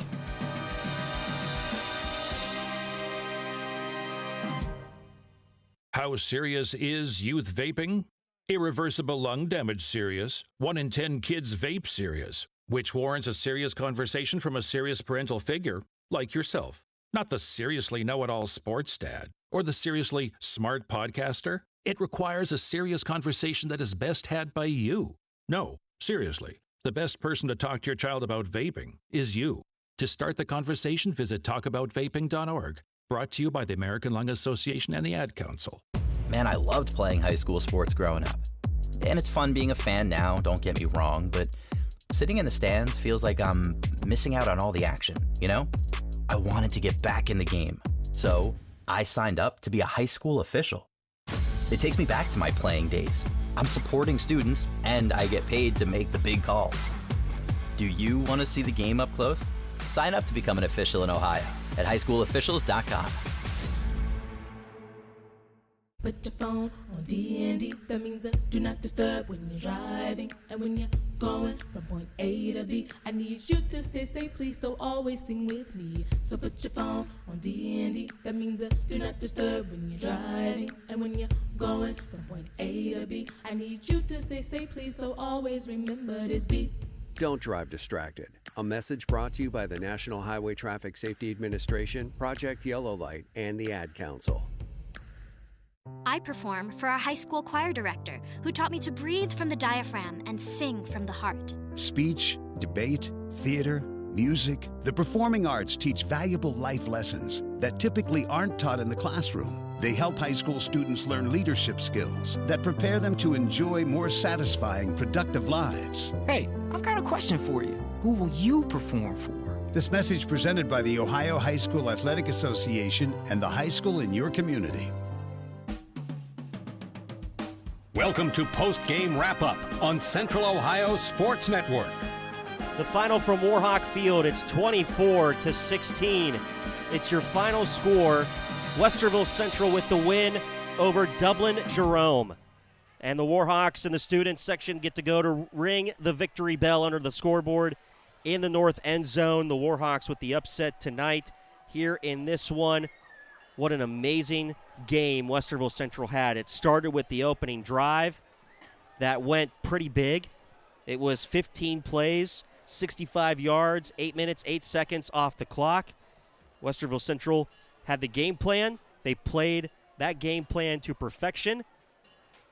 And then you thought that coming into the second half that Kevin King-Foku getting injured was going to be the downfall, but they held on. They found ways to hold on, get positive plays, turn things into their favor, and the Warhawks were able to come away with the win.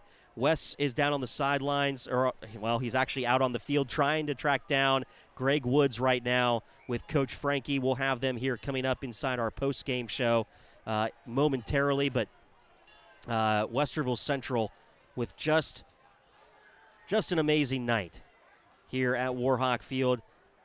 And Coach Frankie with high fives all around this one. Greg Woods played well. Moise Crozier played well. Ryler Moran had a great second half coming in for Kevin King-Foku. Julian Bradley, Jackson Mark. Nate Miller had a great game.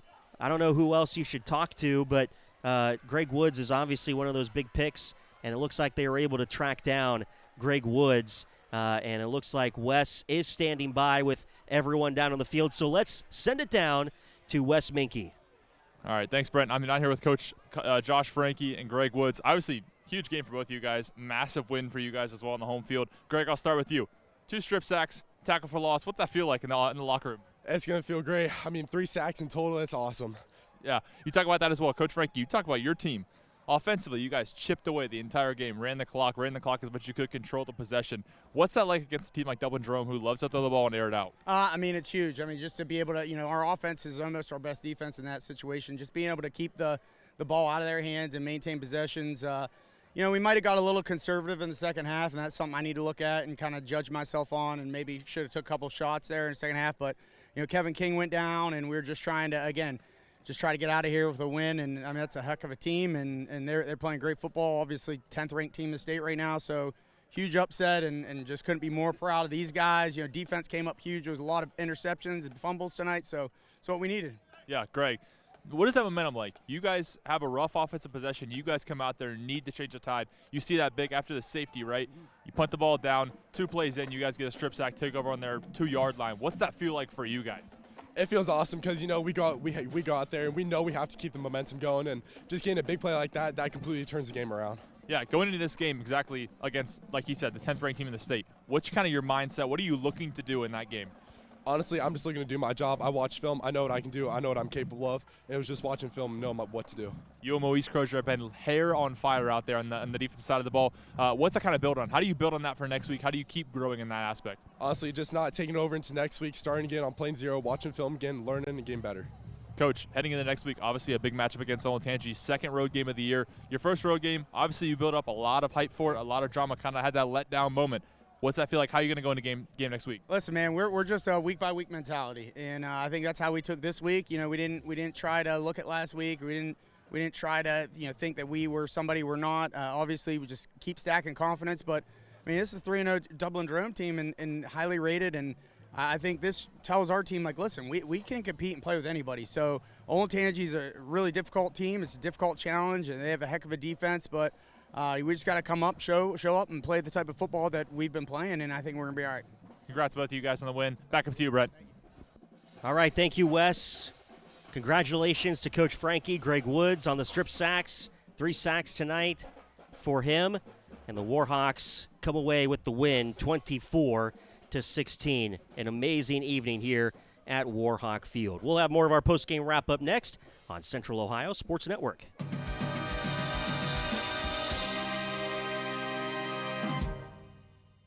As veterans, we're no strangers to helping others. That's what we were taught, service before self. But we do have one question for the veterans listening. When was the last time you reached out for help?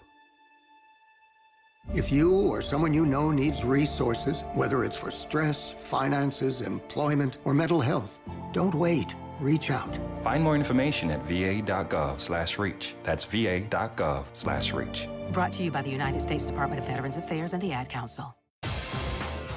Hi, I'm former Major League Baseball All-Star Al Oliver. When I played, I tried to make it a simple game, like see the ball, hit the ball.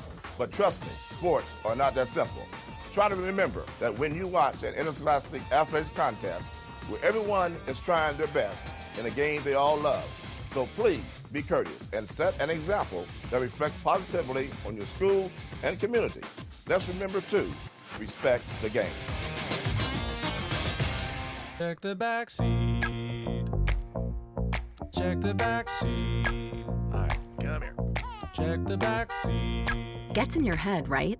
Good. Because every year, dozens of children are forgotten in the backseat of a car by a parent or caregiver. All never thought it could happen to them. But with changes in routines, distractions, or a sleeping child, it can happen to anyone. Parked cars get hot, fast, and can be deadly. So get it in your head. Check the back seat. A message from NHTSA and the Ad Council. Cats are masters at using up their 9 lives, like chasing laser pointers into walls or jumping onto high shelves. But the one thing cats never do? Text while driving. So be like a cat and protect your one and only life. Don't text and drive. Don't drive distracted. A message brought to you by the National Highway Traffic Safety Administration, Project Yellow Light, and the Ad Council. You're listening to Post Game Wrap Up on Central Ohio Sports Network. Final score from Warhawk Field, 24-16. Westerville Central with the win over Dublin Jerome. Welcome back inside our post-game wrap-up. Brent Ford, Wes Minke. I couldn't see it from up here, but I'm sure the joy on Greg Wood's face and Coach Frankie's face was all that needed to be said in that interview, Wes. Yeah, I don't think he stopped smiling the entire time. Greg Wood's just happiest guy in the world, smiliest guy on the planet. He's just living life on the best. He's living football at a high level right now. He and Moise Crozier. Name any player on that defensive side, and they're all playing at a very high level right now. It was great to see the run game, the small passes, getting playmakers involved, the defense getting into the backfield, putting pressure on both quarterbacks that were in this game. Jerome had a little bit of an answer in the second half, running a little more up-tempo, but you could tell Lombardi was not comfortable in those situations. Yeah, and I want to add to that, too. We talked about it. Who was the guy I was mentioning earlier on that just lights out as a corner today? Jackson Mark. He was all over the field. He was hugging that boundary. I'm not even lying when I say this, but he was giving me like the NFL lockdown boundary corner kind of vibes. Nobody really came to his side. They didn't throw to his side. They didn't test him. He was rerouting every receiver he had. He was everywhere. He was an amazing player tonight. Big impact addition back for this Warhawks defense. And then on the other side of the ball, anything you could imagine from Kevin King goes washed away at halftime. Spirits are down. Everyone's worried. Omar Bangura steps up, makes a couple big plays, and saves this Warhawks offense again. So it's like everything that could have gone wrong kind of went wrong for the Warhawks, and they still found a way, still battled back. And that just goes back to Coach Frankie's mentality.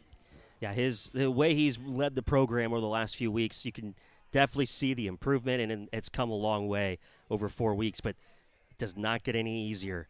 Olentangy is next up on there. I don't know how their game ended up tonight, but they're a tough team. They're one of the top teams in the area right now, and that's just another test. And not only is it a test, but it's a test on the road. Your second road game of the year. You have to deal with the Braves on their home field. Repeat performance. Maybe Kevin King Foku gets a little better throughout the week and can go next Friday. That would be really helpful for the Warhawk offense. But you play like you did tonight, you're feeling pretty confident. Yeah, and I think the biggest test of that game next week is going to be Nate Miller. We saw how I don't want to say it, but the lights kind of got to him week 1 against North at North, and that's been his only road game thus far. So through 4 weeks, he's played 1 road game and didn't really look great. So this is a big bounce-back performance, and I think what I mentioned down there, or at least I saw with Coach Frankie, I know you didn't get to see this down there on the field, but gave him a hug, said, way to do what you can do tonight. It's going to keep coming. So Nate Miller's going to keep getting more and more comfortable. This offense is going to keep growing and growing. And right now it's a lot of eye candy, a lot of motion at the line, like Coach Frankie mentioned last night to you. It's going to be a lot of pre-snap movement to try and get that defense to shift. But I think once Nate Miller gets comfortable enough, they don't need all that pre-snap motion. He can read that defense, find the pocket, and he'll be good to go. Westerville Central with the win, 24-16. Big thanks to everyone who got us some info coming into this one. Coach Crabtree and his staff, Steve Bassford from the Jerome Celtics Athletic. They have a fancy name, Jerome Athletics Sports Network, I think it is. But we appreciate his help coming into the game as well. Coach Frankie with his time. Greg Woods for joining Wes in the postgame. Thanks to Wes for joining us. We'll remind you that coming up on Thursday, we'll have the Josh Frankie Coaches Show from Time and Change. We'll deep dive the recap of this one with Coach Frankie, and we'll also dip into Minky's mailbox for those deep questions for Coach Frankie next week. I know you love that segment. Yeah, I'm feeling like we're going to get some special mail this week. Special delivery, certified mail. Overnight packages. Overnight packages, express, return receipt required, signature required. We'll make sure we get all that signed by Coach Frankie. You know, my day job is a mailroom supervisor, so you name any special service, I know exactly what you're talking about. This is perfect. We're right up my alley with that. Westerville Central with the win, 24-16. Next Thursday, the Josh Frankie Coaches Show. Then next Friday night, Westerville Central back on the road at Olentangy. We'll have that for you right here on your home of the Warhawks. This is Central Ohio Sports Network. A big thanks to the Athletic Department of Westerville Central for our continued coverage of Warhawk football. I'm Brent Ford saying good night from Warhawk Field. This has been Post-Game Wrap-Up on Central Ohio Sports Network. The preceding has been a presentation of Central Ohio Sports Network and may not be rebroadcast in any fashion without express written consent from Central Ohio Sports Network. Central Ohio Sports Network is not affiliated with any school district. For more information on Central Ohio Sports Network or how to advertise or sponsor with COSN, please visit cosnaudio.com. Central Ohio Sports Network. Sports coverage by the fans.